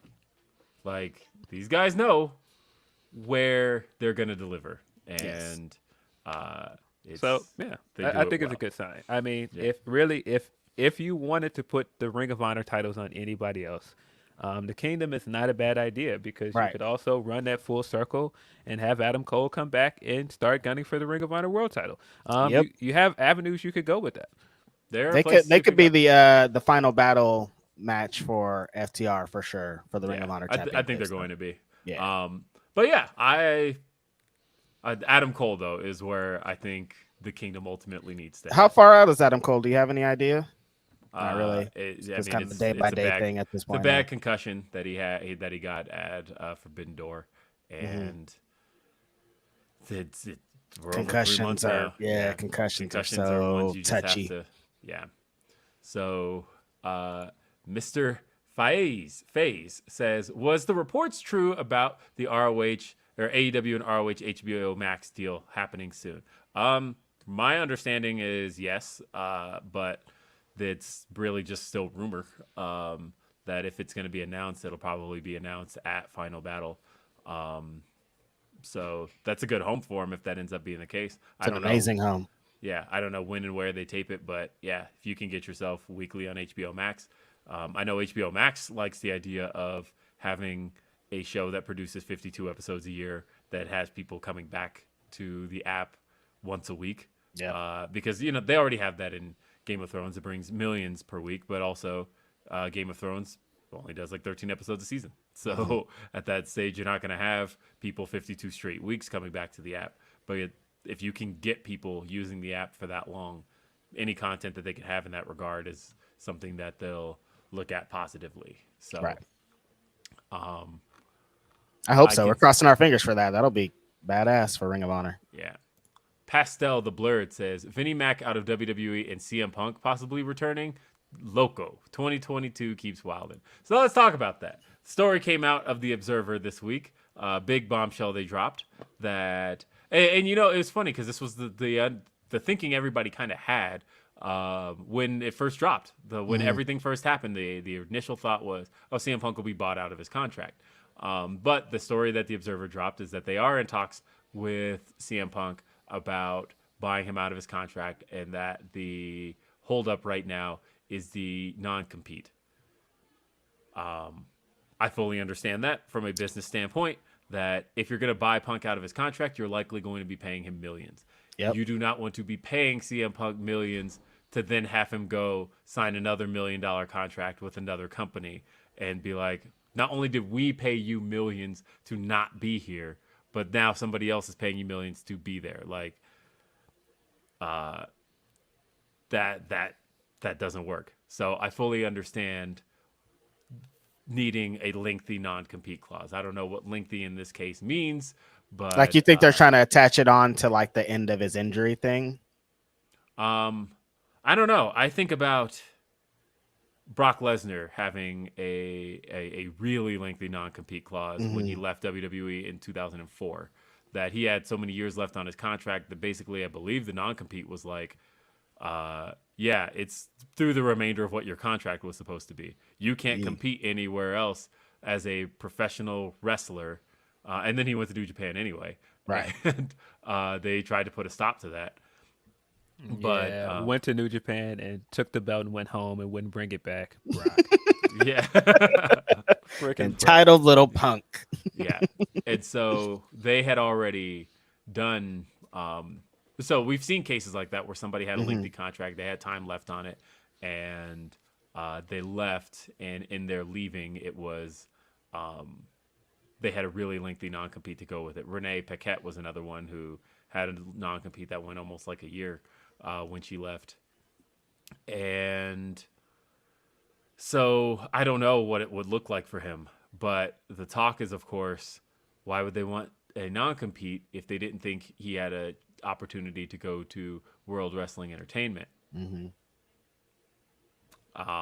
There's only one place that can afford millions for a person, and that's yes, there's only one place he could afford to go. Wrestling That is WWE. Would he go back? Who knows? Obviously, this is an industry where you can absolutely never say never. You can't. And WWE now has, like, I will tell you what WWE's incentive is at this stage. They don't have to have questions now. Questions got answered. The questions of, can CM Punk still go? Does he still have anything to offer? Yep. AEW answered that for you, didn't they? They answered that for about a year, that Punk did have stuff to offer. That Punk does still garner great crowd reactions, and he does still know how to command on the mic. I mean, he's valuable. He's People try to say he's not valuable, he didn't move the needle, all that. That's bullshit. It's all a bunch of that's dumb. No, Yeah. I've been waiting for Chicago Phil to chime in here, but it's tough, man, because I've been mentally preparing myself for this for a while because I feel like it was inevitable that this was going to come out, that they were trying to buy him out. I feel like I've known for a while that he's basically gone. And I know people are still trying to go, well, you know, he might not be gone or holding out hope. I think he's gone. And I've been, like I said, mentally preparing myself for that because, man, this is where we wanted him to be. When you think about him coming back to wrestling, no, I didn't want him to go back there. I wanted him to go to an alternative. I wanted him to do all the things that he's told us that he wanted to do. And it looked like he was happy, man. It looked like when he first got there, he was doing what he wanted to do. This was a great place for him. He was getting to work with indie guys and do stuff outside of the WWE bubble.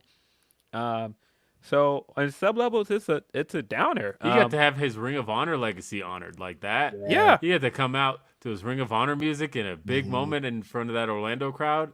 Like, Yeah. So in some ways, it's a downer, but at the same time, are you kidding me? What a year we got! Like that return, the stuff with MJF, the Eddie feud, the just small things like the match with Daniel Garcia, the match with Lee Penta. He Moriarty, had a match with Penta. the match with Penta. I mean, Big Homie. I mean, Big Homie. That's on the Big Homie's top 5 ever. Yeah, it's probably number 1, honestly. You can see Like, fucking like Grand Slam, Tony you know? Khan. Tony Khan said it himself. He felt like the biggest shift in FTR came from when they got to be around CM Punk because let's face it, it is FTR. I felt like their first year in AEW was not living up to their potential of what we knew they could be in AEW, and something just wasn't clicking. And when it probably started to click around September of 2021, and CM Punk showed up in August, like something turned on with them, and he said, Tony was like, he's been such a great influence on them, and ended up giving them. They're now having the best year of their careers. I mean, look at the other stuff he's linked to. Send Hook.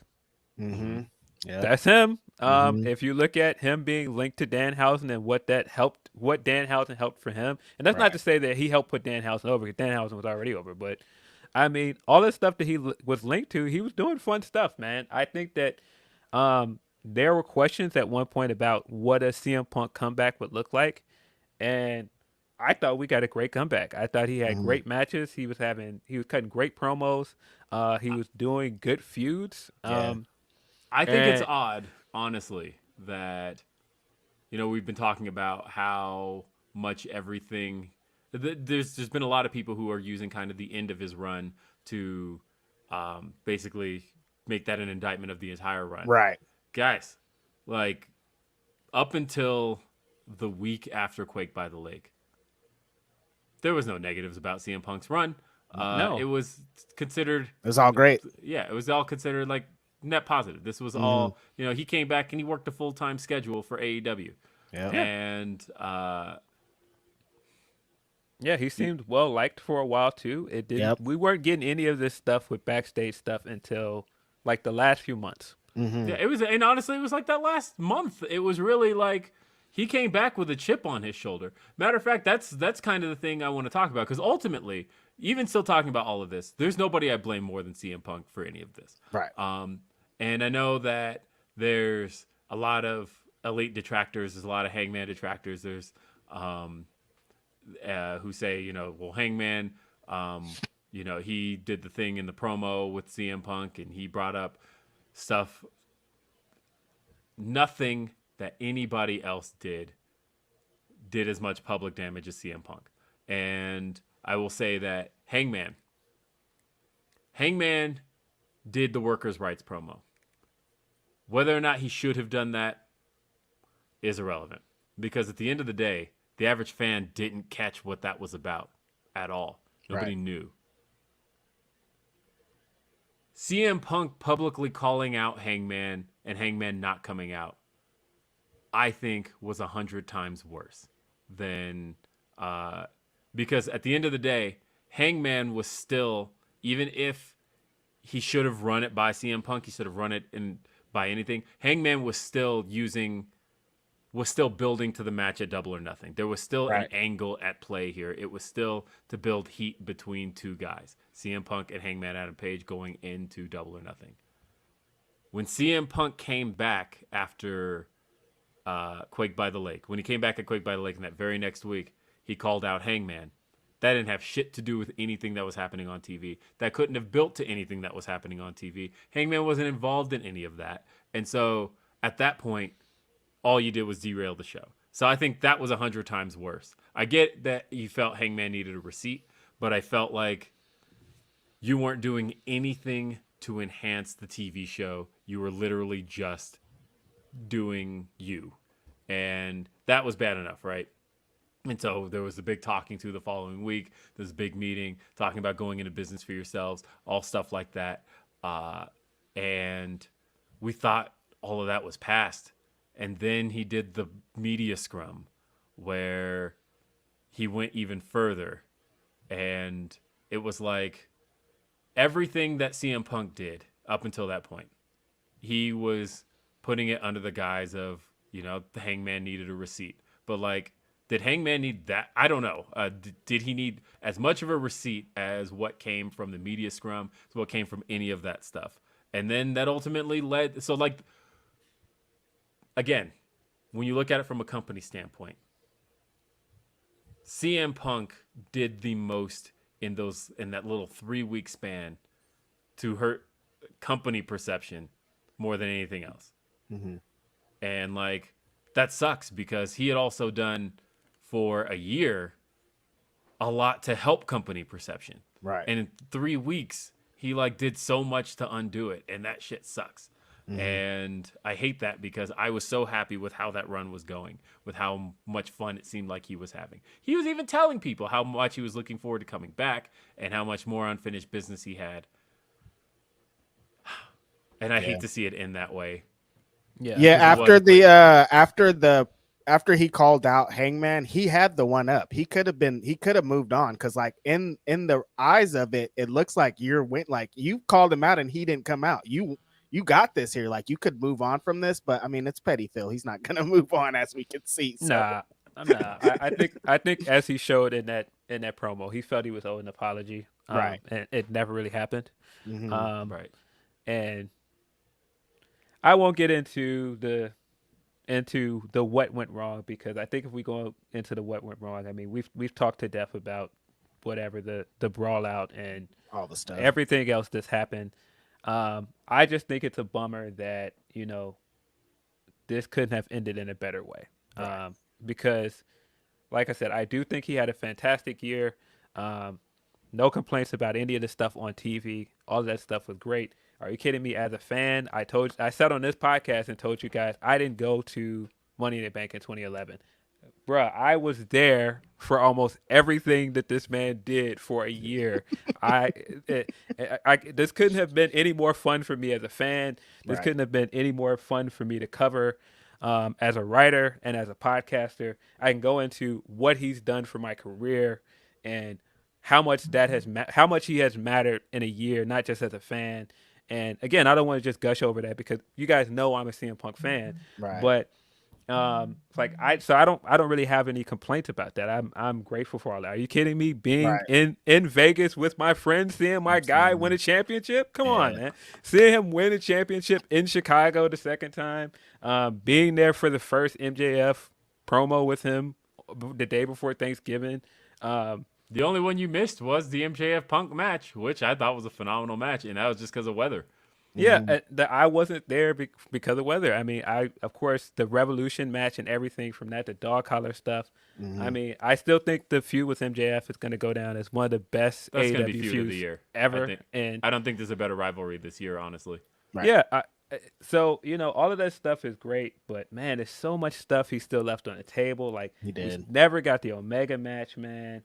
We never got we're supposed to get a Tanahashi match. Shit. We never got the rematch with Bryan that I thought that they were building to. Yeah. I mean, to know that they built up to a New Japan partnership and had it in the United Center, and he didn't get a chance to be a part of it, and he's not going to get a chance to be a part of it next year. All of that stuff is a downer. But man, what a year! What a time to be a fan for me. It just sucks that this isn't gonna end on a great note. If you go into the WWE stuff, if you had my preference, I don't want him to go back there. There's something so demoralizing about the way he left there and everything that happened, and to think about him going back there. But at the same time, when you're talking about business, Roman versus Punk could possibly be the biggest wrestling match of this generation. I mean, for the story stuff from when he left, for the needle mover stuff, all the stuff you can build into this match. No, if you want to give Punk his WrestleMania main event, that's the match. That's it. And if there's business to be made there, and it happens, I would be into that. I would be into seeing him against Roman. Are you kidding me? Him going against my other favorite wrestler in Rollins after the Rollins stuff with backstage, all of the story they could do there, all of that would be great. If it was my preference, though, I would want him to stay in AEW, but it is what it is. Do I think that this makes him radioactive, all the stuff with AEW? I did think that at first, but looking at what he did for AEW business-wise, what he's done since the Brawl Out, I don't care what anybody says. This guy was the headline everywhere. He was a thumbnail on everybody's YouTube channel for a good 3 weeks because no, you can't say this guy's a needle mover. Whether it's in a positive way or in a negative way, people want to talk about this guy. And so, no, I think there's money to be made if he wants to go to WWE. And I don't care if there's bad feelings. Money being made is always going to change everything. I will be right back because my carpet cleaner showed up and I'm going to try and stall him.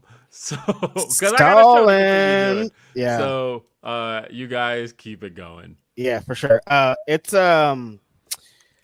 crazy. I don't think the end is gonna do anything for me. Like, I think in a capsule, everything, the run is great. Like when we eventually get this AEW streaming service, whatever it is, and we get to be able to watch it back, that's forever. Like no matter what the Brawl Out, whatever happened, like we still got the Vegas moment, we still got the dog collar, we still have all these great moments that I don't think takes away. I don't think the end of it takes away. The end of it sucks. It really sucks, but the run was so great that it's hard to be like. Are we too close to this for me to admit that a lot of this is also very funny to me? Because when you really think about it and things that Punk is known for, I have watched that episode of The Art of Wrestling countless times with him and Cole. I've listened to that podcast constantly. And so when I think of like all-time wrestling moments and things that are like like synonymous with CM Punk's career is that podcast. And Right. now I feel like this media scrum moment is gonna be one of those moments that It is. it's gonna be like a defining moment for him in his career, for better or worse. Damn. And just thinking about the fact that I was sitting there in the room You were watching him there. do this in person is just crazy to me. And like everything that's come out of it is just so bizarre. And like I said, I hate what it's done for AEW perception wise. Right. I hate that this turned into a fight. But some of this stuff was very funny. I'm sorry, him sitting there eating muffins and going in his rant. Some of that stuff is hilarious to me. Hilarious. He tried to dunk on the homie right out the gate. Like, you be doing Tried to improv? dunk on Or Nick like, Khan. bro, come on, man. All of that I'm stuff's funny dead. again. Yeah. I'm not trying to dismiss the fact that he also, ran down the company, ran down Hangman. All of that stuff sucks, but at the end of the day, man, all of this stuff is entertainment, man. And Definitely. it was a lot of stuff from that media scrum that was very entertaining. I'm sorry. It's Some of pro the ranting and wrestling at the raving end was of the very day. funny. Pro wrestling, it's like, this is old. Like, this isn't, nothing that happened is new. Like, this has happened before. People Yeah, have did and that's- wild shit like that. There's been backstage fights. And like, I think even with I believe he's gonna go back to WWE because it's pro wrestling. Like, Of course, and man. people keep hanging on to this idea that it's just Triple H's it's just his call for CM Punk to come back. No, dude, there's like so many hands. No. If somebody up there is like, if Fox again is like, yo, you know what, we talked before and we wanted CM Punk, do it again, bring that boy back, they're gonna bring him back. They're not gonna be like, oh, Triple H is against it. That's not, no, it's not. And Triple H is not gonna be against it because he likes money, dude. He don't care about that. Listen, and I don't even think it's just the money. I think when you look at what Triple H was saying when Punk left, and being able to have that smug smirk on his face when he has to come back and sign a contract. No, he's gonna feel like he won. And so you can say think Triple H doesn't want to have that moment. No, that's so bad. No, he's gonna. He may very well not like the guy, but at the same time, knowing what I know about that company and him being able to feel like the guy that brought CM Punk back. No, that's a W for Triple H. That's a big time W for him. About to start in the ring like an NXT show. No, he is going to cut the biggest "I told you" promo on this guy someday.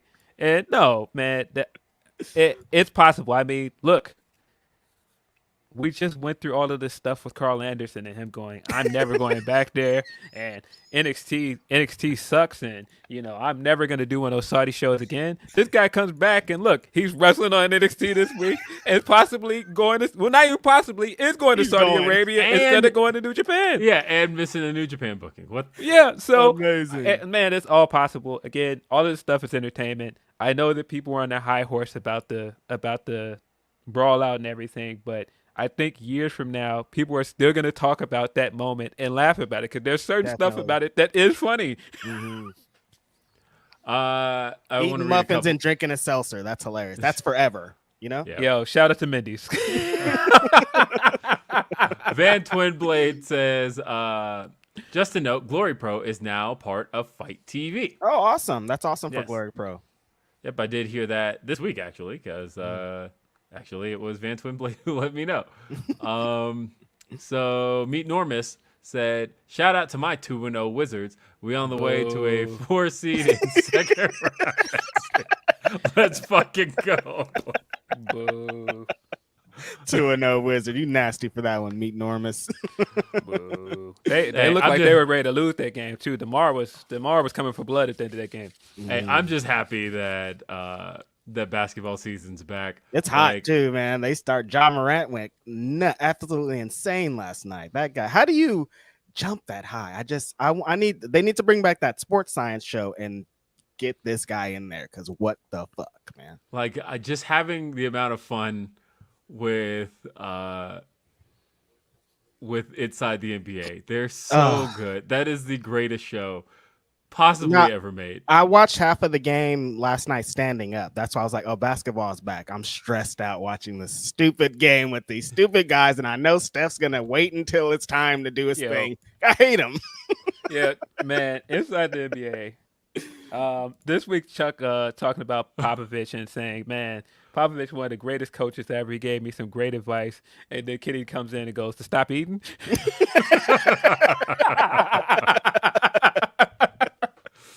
They be I swear, dunking on like I them. said, that is the best crew on TV, and Amazing. I can't. Yeah, No one's better. God, it's so good. Nah, honestly, like no one's been able to match it. Mm-hmm. Nobody. ESPN has tried to No. get their NBA crew together. It's not It the sucks. same. And That's funny because even- Shaq was on Drink Champs talking about it. He said the first year he was trying to be like he was trying to overanalyze and be that, and they were like, "Yo, we want Shaq, dude. Like, be Shaq. Why are you acting like Yeah, that?" nobody wants that. Boy, bad week for Drink Champs. So. Oh, Oh my sheesh. God. Ah. Ooh. but I was gonna say TNT has also tried with their NHL coverage. Ain't the same. Same. They don't have that camaraderie, that charisma. Mhm. But yeah, Drink Champs. It's been a rough week for Ooh. Drink Champs because Clout chase. You can't. I thought you're supposed to stop clout chasing at an eventual point. When you're up, when you're the standard, why are you still clout chasing? I love Nori. I love Drink Champs, but this was clout chasing 101. I don't think we man. can talk about cloud chasers, Reg. I don't think Oh yeah, people want us to do that. Yeah, you're right. Damn it. I forgot. Trigger words. Let's move on. Oh, Joe. all right. We got trying to figure out which one is next. The laugh I had in the DM about that, I'll tell you what.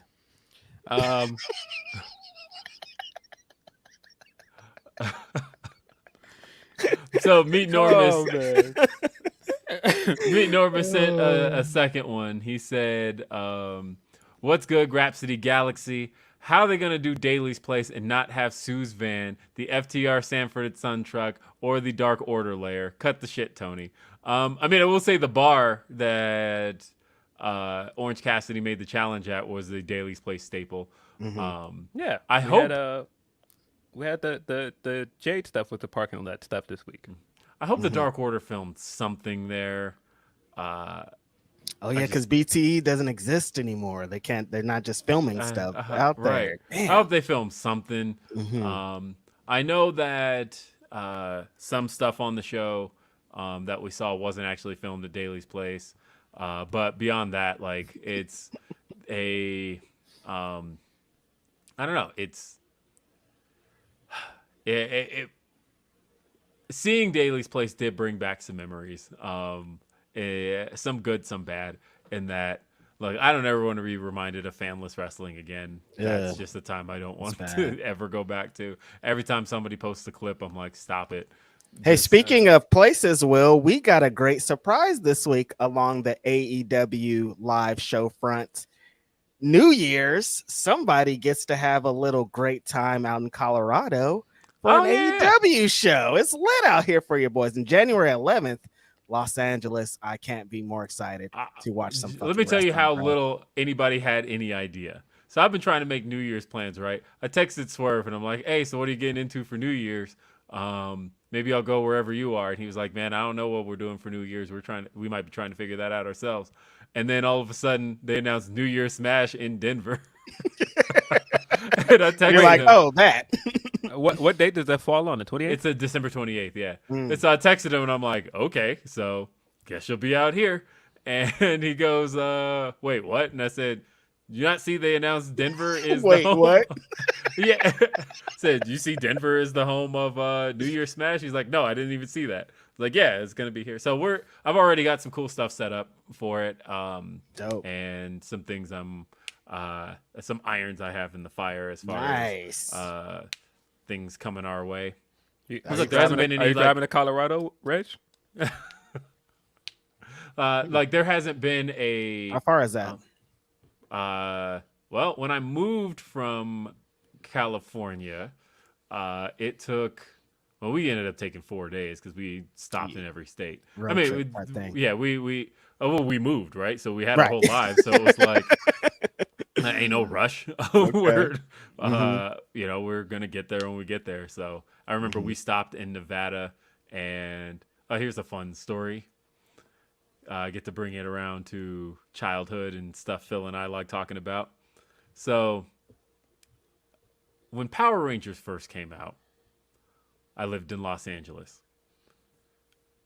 Maybe this is something only LA kids know about, but Power Ranger anything was impossible to find in the city of Los Angeles. Sold out everywhere. Every single store you went to, you could not get a Power Ranger toy, action figure. Didn't friggin' matter. You were never going to find one in Los Angeles. They were gone.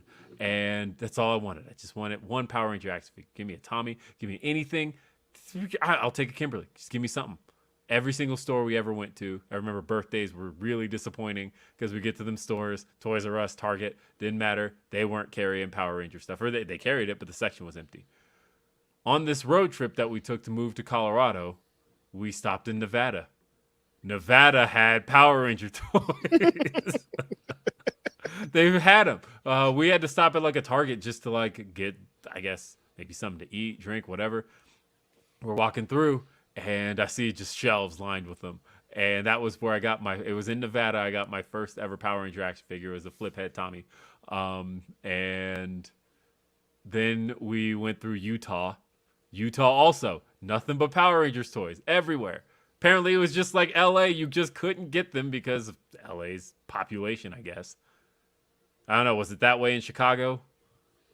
No, not that I know of. I just know that there were certain places where that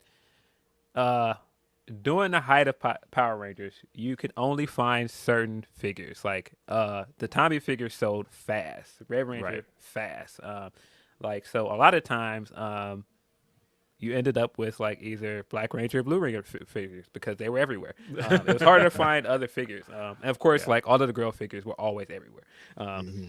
So yeah, I do have a flip head Kimberly, but it's still in its package and it's signed by Amy Jo Johnson somewhere over on the shelf. So yeah, I think that's also how I became a Blue Ranger fan because like you could always find Blue Ranger stuff, and then like I think Billy was cool. Like Billy was the dude that I related to. I've told stories before that I know that we were supposed to relate to Zach because Zach's the black character, and but I was never as cool as Zach growing up ever. I couldn't dance. I didn't have those moves. Yeah, no, I'm the same way. I didn't. You guys both had better hairlines than him, though. Nah, that guy right now. You see his hairline right now? He had the that thing is not moving. That thing's not moving, bro. He got the Akon. Yo, Walter Jones still looks great for his age, by the way. Like, yeah, no, he's a beast. That dude. But no, yeah, that's part of how I became a Blue Ranger fan because Billy was the smart one, and he could fight. He came up with all of the ways to figure out how to win a fight, though, and so. Yeah, I became a Billy fan. So, do you imagine how excited I was when the movie came out and Billy was black? I was like, these two things merged. I love. That's great stuff. Hey, we got, let's see, this one is from Eloquent. It says, Nyla Rose and Jade, one of the best programs on AEW today. LOL. Yep. Need more of this version of Nyla on my TV, and congrats to Willow. No, honestly, I've always said, if fans got exposed to funny Nyla more, because every time we got little hints of it throughout her heel run, but, now that it seems like she might be going babyface, getting more funny Nyla is aces in my book. Definitely. Yeah. Shout out to Eloquent, too. Nyla's great. I love that she's getting a chance to show more of her personality, which we asked her in our interview, by the way. And she was like, when I get my opportunities, and we see how that's working. She got her opportunities. She's knocking it out the park. So this can take us into the next topic. We got another Humper Chat. This one's from Shot Kid. He says, after Willow got the graphic, had to blast her great entrance music to celebrate. And in regards to Athena, the fact that everyone other than Athena, Jody, and AEW making a big deal over it tells me everything I need to know about this controversy. All right. We said we were going to talk about it. People asked us to talk about it this week. Then that is the Athena Jody Threat clip going around that everybody has decided to weigh in on. Whew. So I put out a tweet where I was like, y'all are overreacting. Stop you tweeting it. Again? Crazy. Me tweeting again. And after having conversations with a number of different entities and people in the wrestling business, perception has changed a little bit. I'll just say that. It's been extreme on both sides of the fence. Some people are like, Athena's nuts. She shouldn't be taking advantage. She's taking liberties. She shouldn't do that to a wrestler. The other side is, this is wrestling. everything is off the cuff. That's regular. What happened? Most people that I talked to, the part that they were super upset about was the suplex, because it's like she suplexed her out of the ring and you don't have any control. That, like, when a wrestler loses control and they can't stop themselves from being injured or anything like that. That's when the line gets crossed for a lot of people. Like, they're okay with like stiff shots and they're okay with receipts, but anytime a wrestler's taking out of their control anything that they can't control and being dumped over the top ropes with no anything is one of those moments. People were upset about how Athena worked, and I heard that a couple people in the company weren't super excited about everything that happened and how she worked too. So it's tough, man. So there's a Fightful Select story about it where Sean had kind of gotten a little more details about the lack of communication in the match, and that they were both talked to by management after it was over to make sure everything was okay, and that they said those close to Athena believed that this was the way the match was going to go because of her having to switch to a heel role due to Jody's babyface reaction, and that there wasn't a confrontation or anything between them after the match. That, you know, because where I'm landing is both of them work like that. Like Jody, if you've seen any Jody Threat match, she works extreme. Hard. She goes for it. She doesn't care about life and shit. She's crazy. And Athena when she works heel, that's how she works, man. She works super snug. She goes for it. Like, it's a different Athena than we're used to. But I understand. I get it. Like, so two things happen here, because of course, Twitter, it's never just as simple as why are people being upset with this, because you have people with varying intentions of sharing that clip and what they're blasting on it for. And I thought that the way that people were saying this is horrible, and just like the brawl, the breakdown in the ring stuff was extremely disingenuous. I don't think that stuff looked nearly as bad as people were trying to make it out to be. I thought it looked fine. If you watch the entire match, I thought the match was fine. I thought people were overreacting. It's such a small portion of the match. Like, there are pieces to pick apart from it. Like, especially if you just isolated those clips.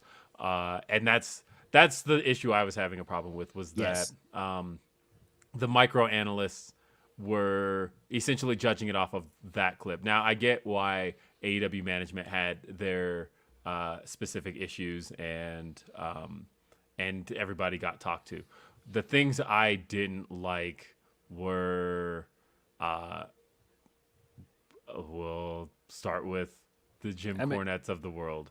That's why I said people responding with various intentions, man. Yeah. Because of course, where the clip originated from is a troll account. Let's just call it what it is. It's a troll account. It's the same stuff we see on Twitter all the time. People like those botch accounts that'll take a small part of a match out of context and go, "Oh, look how unsafe and terrible AEW is." And I mean, I didn't see anything in that segment that looked that bad, like she was going to injure Jody. I mean, even the suplex spot, we've seen Athena do that suplex spot. We've seen her do that in NXT. That's not new. So I didn't understand why people were trying to make it out to be like this horribly unsafe thing out of nowhere. But once you get the Cornettes of the world in there, and I saw Dutch come in, I saw Brian comment, and all these other people, I feel like the intent all these other people that have did shit like that in wrestling matches. Yeah, I feel like the intent is kind of different, and I don't know if the undertones were intentional, but there were definitely some undertones there that I didn't like. Especially from the Cornette tweet. People can say what they want. I'm sure people go, but he's a liberal guy. He would never say Charlotte would be snatched bald headed. He would never say that. Him saying that in a previous era she would be snatched bald. What do you mean in a previous era? He would never say that about what Charlotte. Previous era are you talking about? It just I didn't like some of the language around it. That's just what Kramer said when Kramer got in trouble. He was on previous. We would have stuck that's just a Kramer line. This guy's tripping. Come on, what is this? Kramer. I completely forgot about their Michael Richardson thing. By the way, don't forget. I haven't liked Seinfeld since. I still like Seinfeld, but I can't take Kramer. Like Kramer. It was like never really my favorite character anyway, so I could live without it. And I used to love Seinfeld. That used to be my favorite show, but it's like this is That's bad, man. Yeah, Still one of my favorite shows. I still And Jerry Seinfeld. If you look at a little too background, I mean, it's just like I'll just wash my hands of the show. How about that? yeah. So some of the energy behind this I didn't really like. I didn't like some of the language. I didn't like people trying to make Athena to be out to be this unsafe worker. I just don't think that's true. I don't think so either. Based off of such a small part of the match, like Will said, like trying to make this little breakdown in the ring, which looked like a breakdown in communication, which we got confirmation that's what it was, and people are just like, oh well, this is the most unsafe thing we've seen. Like, no, we've seen Brock. They need a performance center. Yeah, we've seen Brock burst somebody's head the hard way with his elbows, and you're telling me this is so uncomfortable for you to watch? Like, come on, man. Like, we've definitely seen worse things in wrestling. Stop it. Yes. Definitely. Yeah, I didn't like any of the language either. I listened to Cornette's response where he's like, no, snatch you bald was a thing my mama used to say. What are you talking about? Yeah, Racist. I bet she said that, Cornette. Okay. And Brian Last talking about it as if he didn't understand why people thought it was racist. I don't know. Yeah, you can't be that dumb.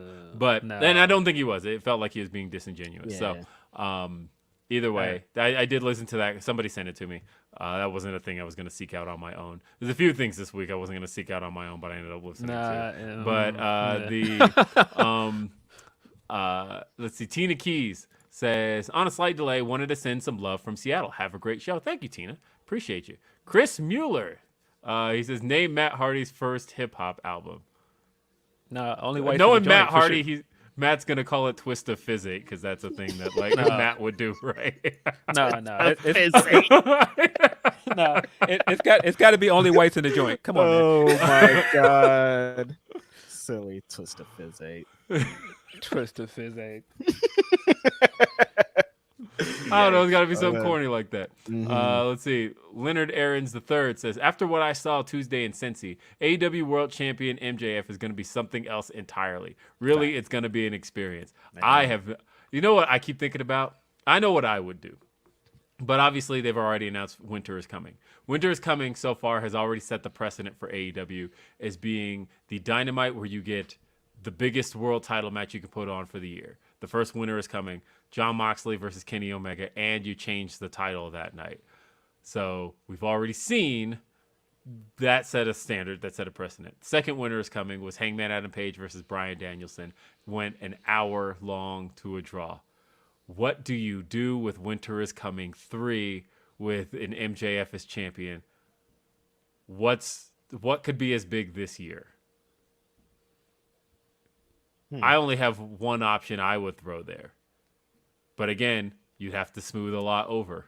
When's Winter is Coming? It's pretty soon after December 14th, I want to say. Okay. Yeah, I don't know if you could smooth over Punk, and I think he's hurt. What are you talking about? No, I'm not that one.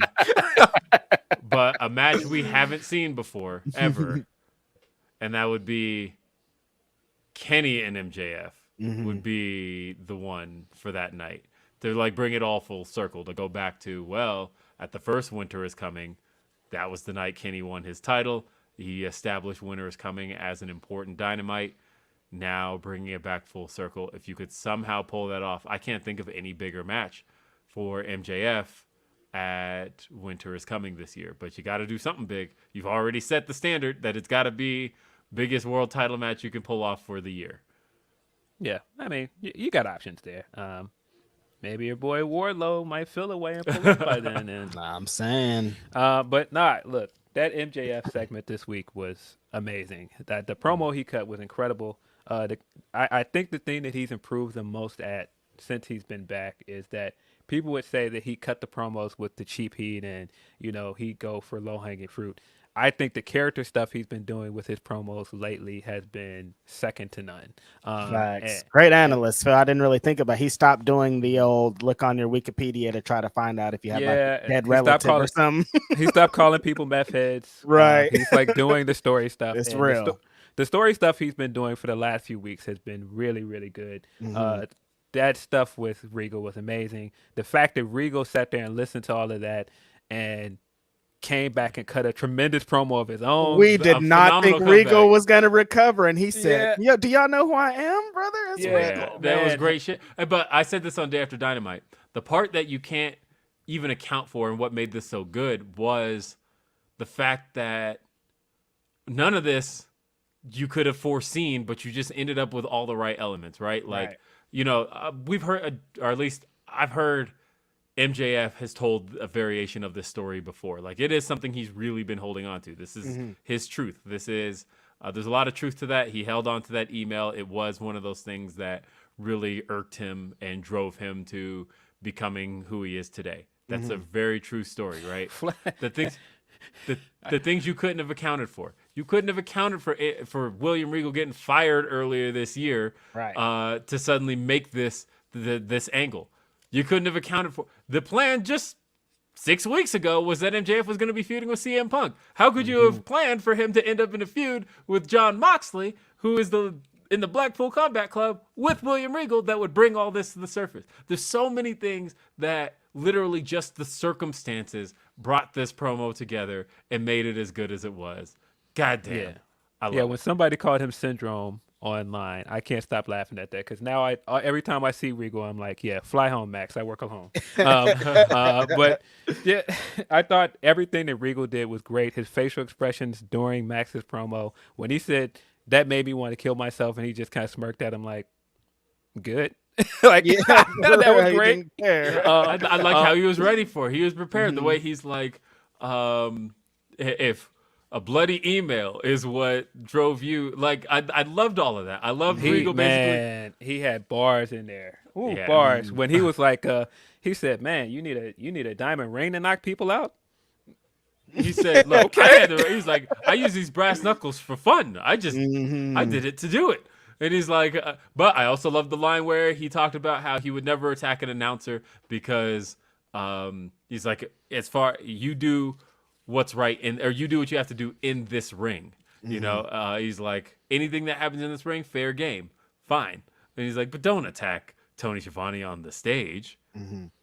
Yeah, I thought all that stuff was great. And I mean, it fits right into what he's been doing on commentary because what he's doing on commentary is completely separate from his character stuff he's been doing as a wrestler. I mean, man, I think in 2019, 2020, we were saying how Taz was one of the greatest additions to AEW because of what he was doing as a manager and what he was doing as a commentator. I feel like that's the year Regal is having. Regal is tremendous at everything they've been giving him to do. He's great on commentary. He's great as a manager. And this promo was just amazing. Even the character stuff they did at the end of the show with Regal and MJF was just so good. All the story stuff they're doing there. I mean, the build up from the stuff with Mox, because of course MJF could always say, "You didn't really beat me. You cheated to beat me 2 years ago." And so, no, I've always been owed my rematch. It's just a happy accident that this now feels like it's been 2 years in the making. Right. Yeah. As a matter of fact, the thing I'm feeling best about is, look, I want to make it so that I never have to watch anything from the pandemic again. So the fact that MJF versus Moxley was something that was like stuck in pandemic era is a thing that I'm happy to revisit and happy to just have exist here. Now all I need is for Rey Fenix to get a rematch against Kenny Omega just so I don't ever have to watch their pandemic era match, which was a great match. But You got to get out of this PTSD with this stuff sucks, man. I don't want to watch No, none it of that shit doesn't. again. Some of that stuff is great. Pandemic is funny. Some of that stuff is great. I don't know how this popped up in my memories, but I just saw that clip that they played for Daly's Place when they were leaving Daly's Place to go back to live, and just how much stuff has changed. They had the Cody promo at the beginning, the first empty arena promo he cut. That was a great video package. I agreed. Yeah, a lot of that stuff was great. Shout out Jess Palumbo who put that video package together. That was great stuff. I just feel like we're not erasing Hikaru Shida's reign either. Like, I'm sorry. I just wanted to get another one. Give me another one because, like, We're not erasing it. Watching all that stuff is so hard because wrestling.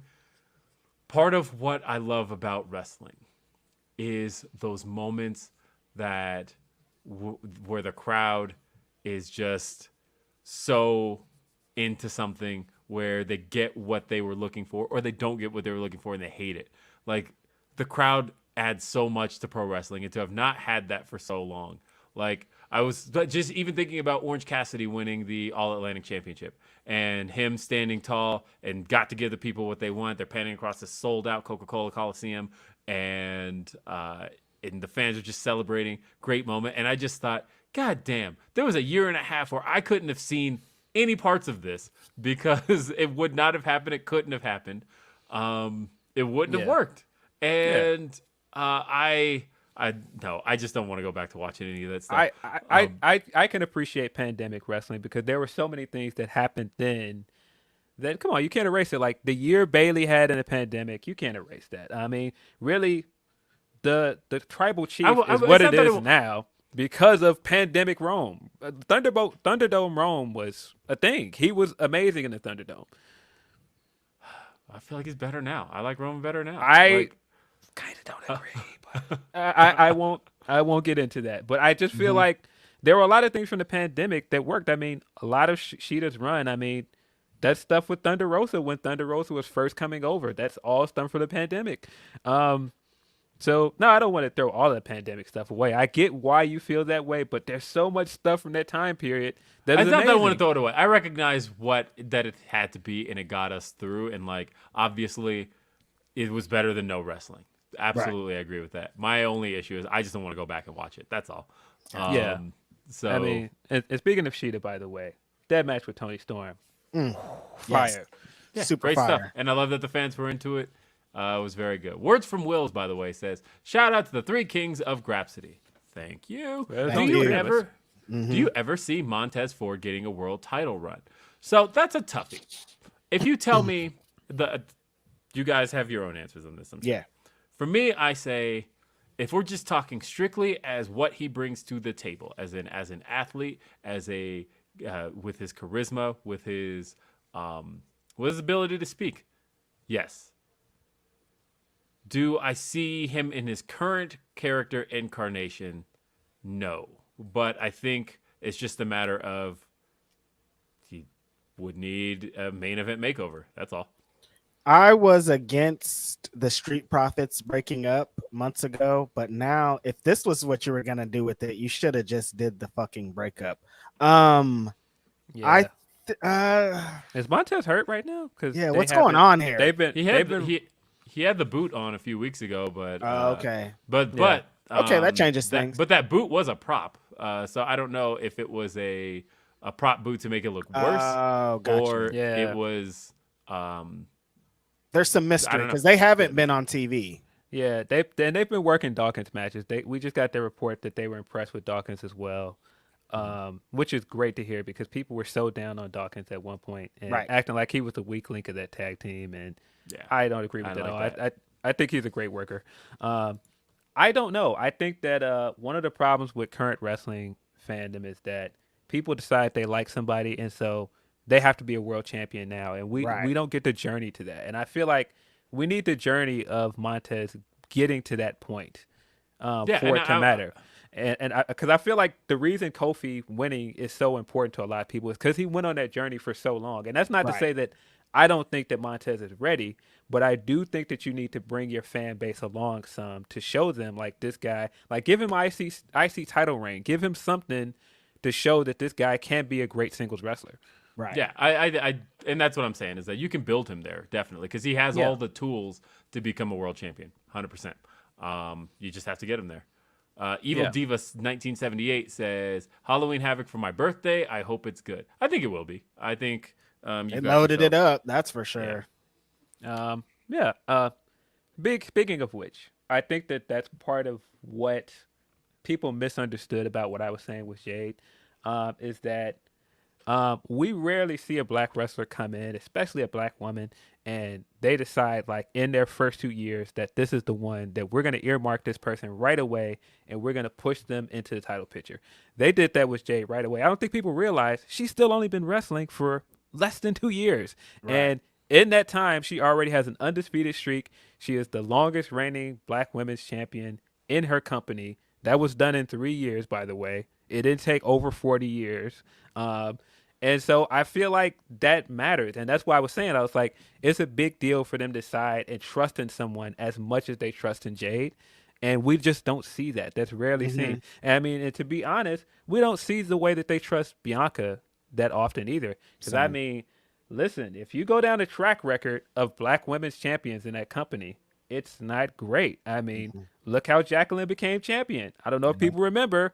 That's because they were doing a Mark Merrow stuff with Sable, and it was basically, hey, let's put the title on Jacqueline now for heat, but this is really just for her to hold until Sable wins it. Right. Sable eventually wins it. Then Jacqueline wins it the second time in the Harvey Whippleman match, which was awful. And she lost it to Stephanie McMahon. And then she lost it to Stephanie freaking McMahon, getting cheated by DX. And I mean, the only good black women's title reign I feel like from that time period is the Jazz stuff, because Jazz got to defend it at WrestleMania, right? But even some of that stuff was very short lived.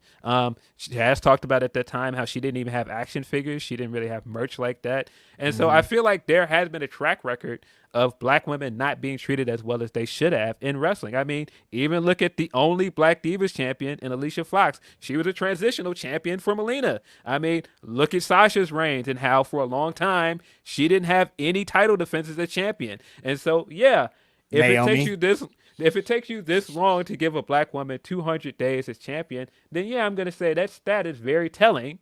And because that stat is telling, what they're doing with Jade and Bianca is great. Yes. Bars. On the topic of Liv Morgan, Joel Wood says, I think they're adding another I think they're just adding another element to her character. The stereotypical "I'm just glad to be here" is not really working in 2022. I agree. I agree. I wasn't a big fan of her character at all. Marcus says, so IWC had a problem about the dark match in AEW. Under Triple H, no black males on premium live events. Where's the outrage? Lashley was the U.S. champ. Also, NXT is white and gold. Yo. Wow. Black Adam was good. I'm supposed to be seeing that this weekend, so I will. My son really wants to see it, so it's tough, and that's why I say you got to build somebody like Montez up, because I feel like Carmelo was there, and I feel like they missed the chance to make him champion. And now they're probably going to call him up, and then what do you do with him? I don't know, man. I don't like the way they took the title off of Lashley either. We've talked about that as well. I just feel like for everything that they've done well with black wrestlers, of course there's always better. And I say the same thing for AEW, Ring of Honor, all these places. Any company. We're looking at you, NWA, book a black champion in this decade. What's wrong with you? Yeesh. Joel Wood says, I'm on Team Lindsey on this one on topic of Bray. Y'all got to stop with the Bray hate here. Nobody can tell me the favorite Hulk Hogan match either. Bray is a star. Look, worst comparison. Okay. I hate when people make that comparison. Okay. All I want to say is this, as far as Bray is concerned, in my own defense right now. Right now, as it stands, I'm intrigued by all things Bray right now. I am intrigued by everything he's doing. The moment he shows up with superpowers, I'm out. But so far, I haven't seen any of that. It seems like we're going with a very psychological angle. He seems to be more of being psychotic. I'm okay with that. I'm intrigued. I'm actually intrigued by all things Bray right now. I have nothing negative to say about Bray Wyatt at all. My problem with Bray, Reg is the one who's on the side of give me some good Bray matches. I'm on the side of Bray is just shitty creative, and that and Phil is on the side of he doesn't agree with either of those things. Mm-hmm. But like for me, if you can get Bray creative under control and not have it be out of this world wacky, I'm in. I am in and good. So that's all I want to see. No more wacky shit, man. Like I don't want that shit in any of my pro wrestling. But that's I just think that we pick and choose the wacky stuff that we care about. And I don't. Well, hold on. Because I think there's wacky stuff in wrestling that nobody complains about, but the second is supernatural. Oh well, this is just unbelievable. There's tons of things in wrestling that don't make any sense, but we've been conditioned to like it because it's pro wrestling. Like when you think about people getting knocked out by a title shot, that makes no sense. Like somebody getting hit with a belt and that knocks them out makes no sense. But we all have been conditioned to know that makes sense because we're wrestling fans. But again, No one's shooting lightning from their hands. No one's. You're still getting knocked out by a piece of fucking leather with a small slither of gold on the front. I'm staying out of come on, this. man. Hey, I'm sorry. Them belts right here, things are heavy as shit. I could, with enough force, especially that spinner belt right there. That's the heaviest of my belts. With enough force, that would knock somebody out. Spinner belt. Well, Spinner belt. again, I just think it's certain things that we pick and choose. Like, some stuff is out of the realm of believability, but we don't harp on it like some things. Furthausen says, Happy Willow is all elite. She had a botch on the pounce, but was a veteran to make an audible to get to the finish. And Nyla using 4 non-blondes in her promo was great. That was I great. agree. And Pastel says Willow needs to be the one to take the belt from Jay. You guys keep going. I have to. Oh, no, I don't. That's a spam call. Don't worry about that. I wasn't sure what that phone call was about to be. We got a couple more, and then I got to let this carpet guy in. He's probably just sitting out in his truck waiting. He's like, bro. Joel He's stopping says the the clock. question with Punk is his triceps. He's out minimum 6 months. Will he still want to wrestle? Will he still be the same guy after surgery? I'm not so sure. I mean, a tricep is a little bit different than most other injuries. I don't see that being really like a big career changer the way like a neck injury would be. Yeah, it says, in other words, CM Punk screwed CM Punk. I agree with that. Yeah, I'd be worried about the injury if it was like a neck or back injury or it was like a knee, because those are usually tough to come back with. But I don't think this tricep thing is going to stop him from coming back and wrestling if he wants to. Yeah, I don't think so either. Adam says, I don't think I'll ever not be mad that they couldn't handle this petty backstage crap like adults. Agreed. I'm the same way. It's tough because I don't think it's tough. just a matter of they couldn't come together and cooler heads got to prevail. I'm privy to stuff that I cannot say. It's a lot going on. There's a lot. Yeah, it's not that simple. But right. I think at surface level, I think you can make it that simple, just based on the fact that when you look at with Tony Khan, when he was talking about the build up to All Out, one of the things Tony said in one of his interviews, and I feel him on this, he said that after All Out, I'm going to have one of the best rosters ever assembled. And think about how close he was to that. He was close.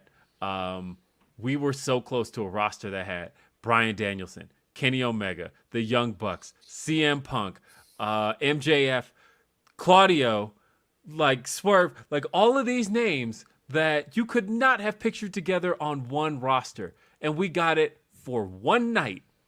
And then after that, we couldn't have that roster again. And just thinking about the idea that, like, I get saying, like, what saying and saying that I'm sad they couldn't put all this aside, because if they could have, this could have been the best roster ever assembled. Right. And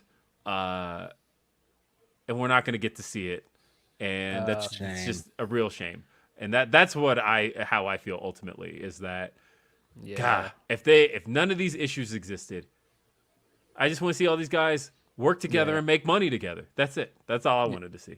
I don't remember who tweeted it, but somebody tweeted that everything was perfect at 11:59. And after that, everything just jumped off a cliff. Christopher Swift asked me, did he try to talk to Hangman? Yeah. So the story I know is that he did confront him after the promo. So it wasn't a matter of him keeping this bottled up until he came back from injury. No, Hangman very much knew how he felt about that promo. That wasn't an He knew that thing before backstage. Double or Nothing. He very much confronted him well before he came back from that injury. There was a meeting that involved the Young Bucks, Hangman, Tony, and CM Punk, and Mega, like all in the same room. And see, that's why I'm saying, again, there's other stuff. It's not just the brawl out. It's not just him doing that in the media scrum. It's other stuff that also led to this buyout. So that's why I'm saying it's not as simple as them saying that, why couldn't he and the Elite talk to each other and just sort this out? It's because it's more that happened than that. Right. Yeah. Max says Punk's inability to remove the chip off his shoulder has come to define his career at this point, which is a shame because of the run he was having. Man, he's such a fascinating dude, not just as a character, but just as a person to me, because there's certain stuff that I'm just like, dude, just let it go. Or just the stuff that he hangs on to, and the stuff that, I appreciate him for as a person. It's just like, it's so weird because you get so many conflicting stories about who this guy is. It's like you'll get stuff like that, or people think he's a jerk, but you'll also get other stories where people really like him and people think that he's a genuinely And they nice love his guy. advice. They feel like he sticks around. I know it's that having been around after AEW events, I've seen CM Punk around. I was, and I've talked to him, and he was very kind. And just seeing all the AEW talent just kind of being together and having that camaraderie, CM Punk was a part of that. The times I saw, so it does suck. Every time I think about it, it's just like, man, I do wish that they could have just figured this out, but I understand why they couldn't. Again, I can't say everything I know about why they couldn't, but I know why they couldn't. Right. Shame Monster says, Starks, Hobbs, and Brody King missing lately is weird. Put the Dynamite Diamond Ring on Starks and keep him in a smaller feud with the Firm. I don't know why Starks is missing because he's been at the shows. I don't know why Hobbs is missing either. And then Brody King, I know they just kind of have a little bit on hold with the House of Black stuff. A New Rag says, I want to see Danielson as AEW champ, possibly beating MJF. It's really hard to see losing championship match. Don't see Bryan signing another contract. I don't disagree. Yeah, I disagree as well. I think he's having a great time doing what he's doing. I think stuff like him winning championships is stuff that we want from him. I don't think that he cares that much about that. I don't think so either. Yeah, I don't. There's a lot that people don't recognize, that he really sees himself building AEW. He's here to put people over. Yeah, honestly. I mean, he like behind the scenes, he's not unhappy at all.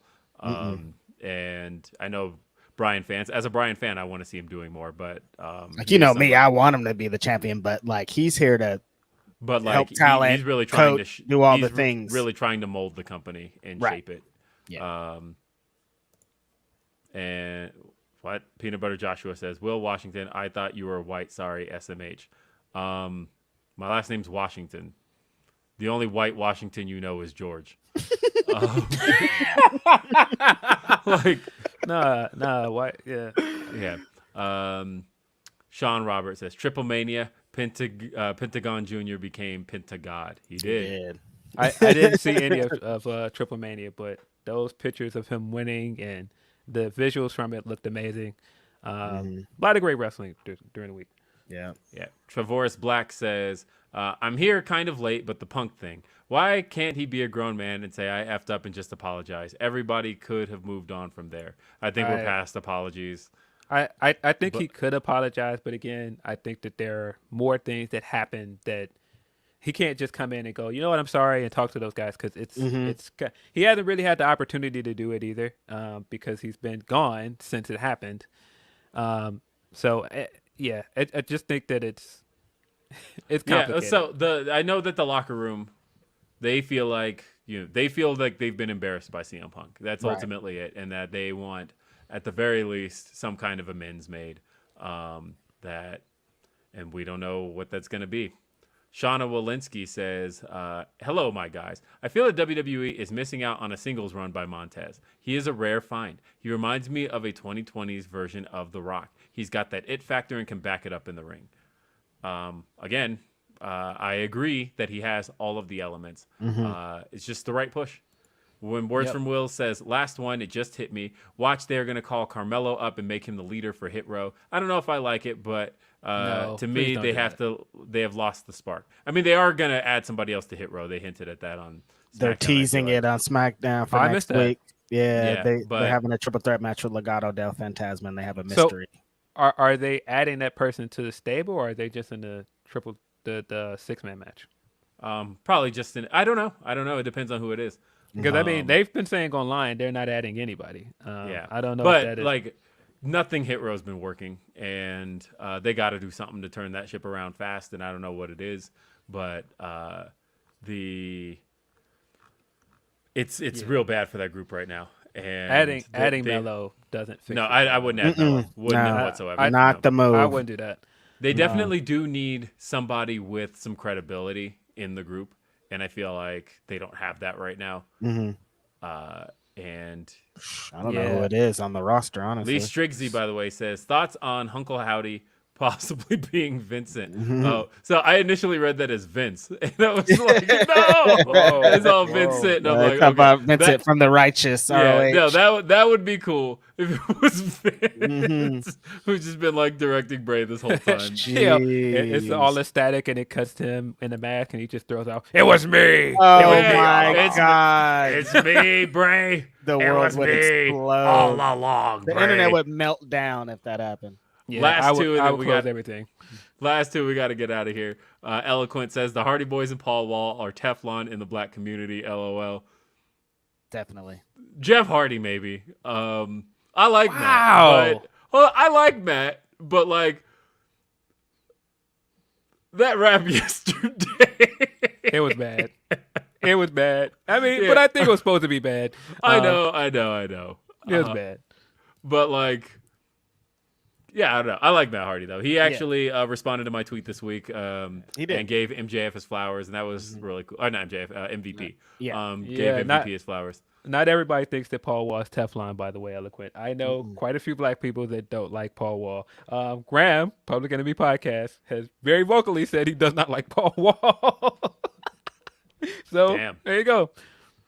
Internet going nuts. All right. And Tyrone Kid says, what's up, guys? So my question is, with this new character, should Bray wrestle? I think if he shouldn't, he shouldn't for a while, unless it promotes the struggle with himself. Also, I'm a week late, but underrated diss tracks are Stomp, Go to Sleep, and What's Happening, T.I. What do you I mean, right now should there's he no- not wrestle. I mean, what are you gonna do with him if he doesn't wrestle? That's what I'm saying. What is this? What's the point of this? I mean, yeah, everything needs to lead to wrestling, or you're Yeah. not building to anything. And I see people talking about in the chat,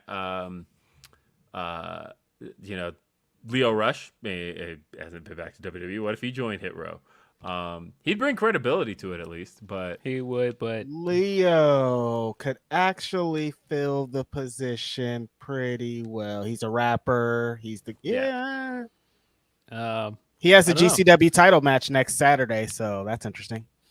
no, they have a partnership. Remember? anyway, folks, did you have anything, Phil? You had something? No, I was just laughing at people that thought all this partnership stuff with New Japan was weird, and Bright Lights Machine Gun basically was like, nah. I will say, if they picked up like Leo, that would be actually really cool. Yeah. And I think he'd give them some credibility. He would. In a way where they'd need it. And But he anyway, could talk folks- them into anything. So yeah, get Leo. Yeah. Anyway, folks, that's it for this edition of Grapsody. Thanks for being here. I'm Will Washington. Philip Lindsey. You can catch him, Phil DL616. You can catch Righteous Reg down here. He is at Righteous Reg. I'm William RBR. We'll see you next time. Have a great night. Peace.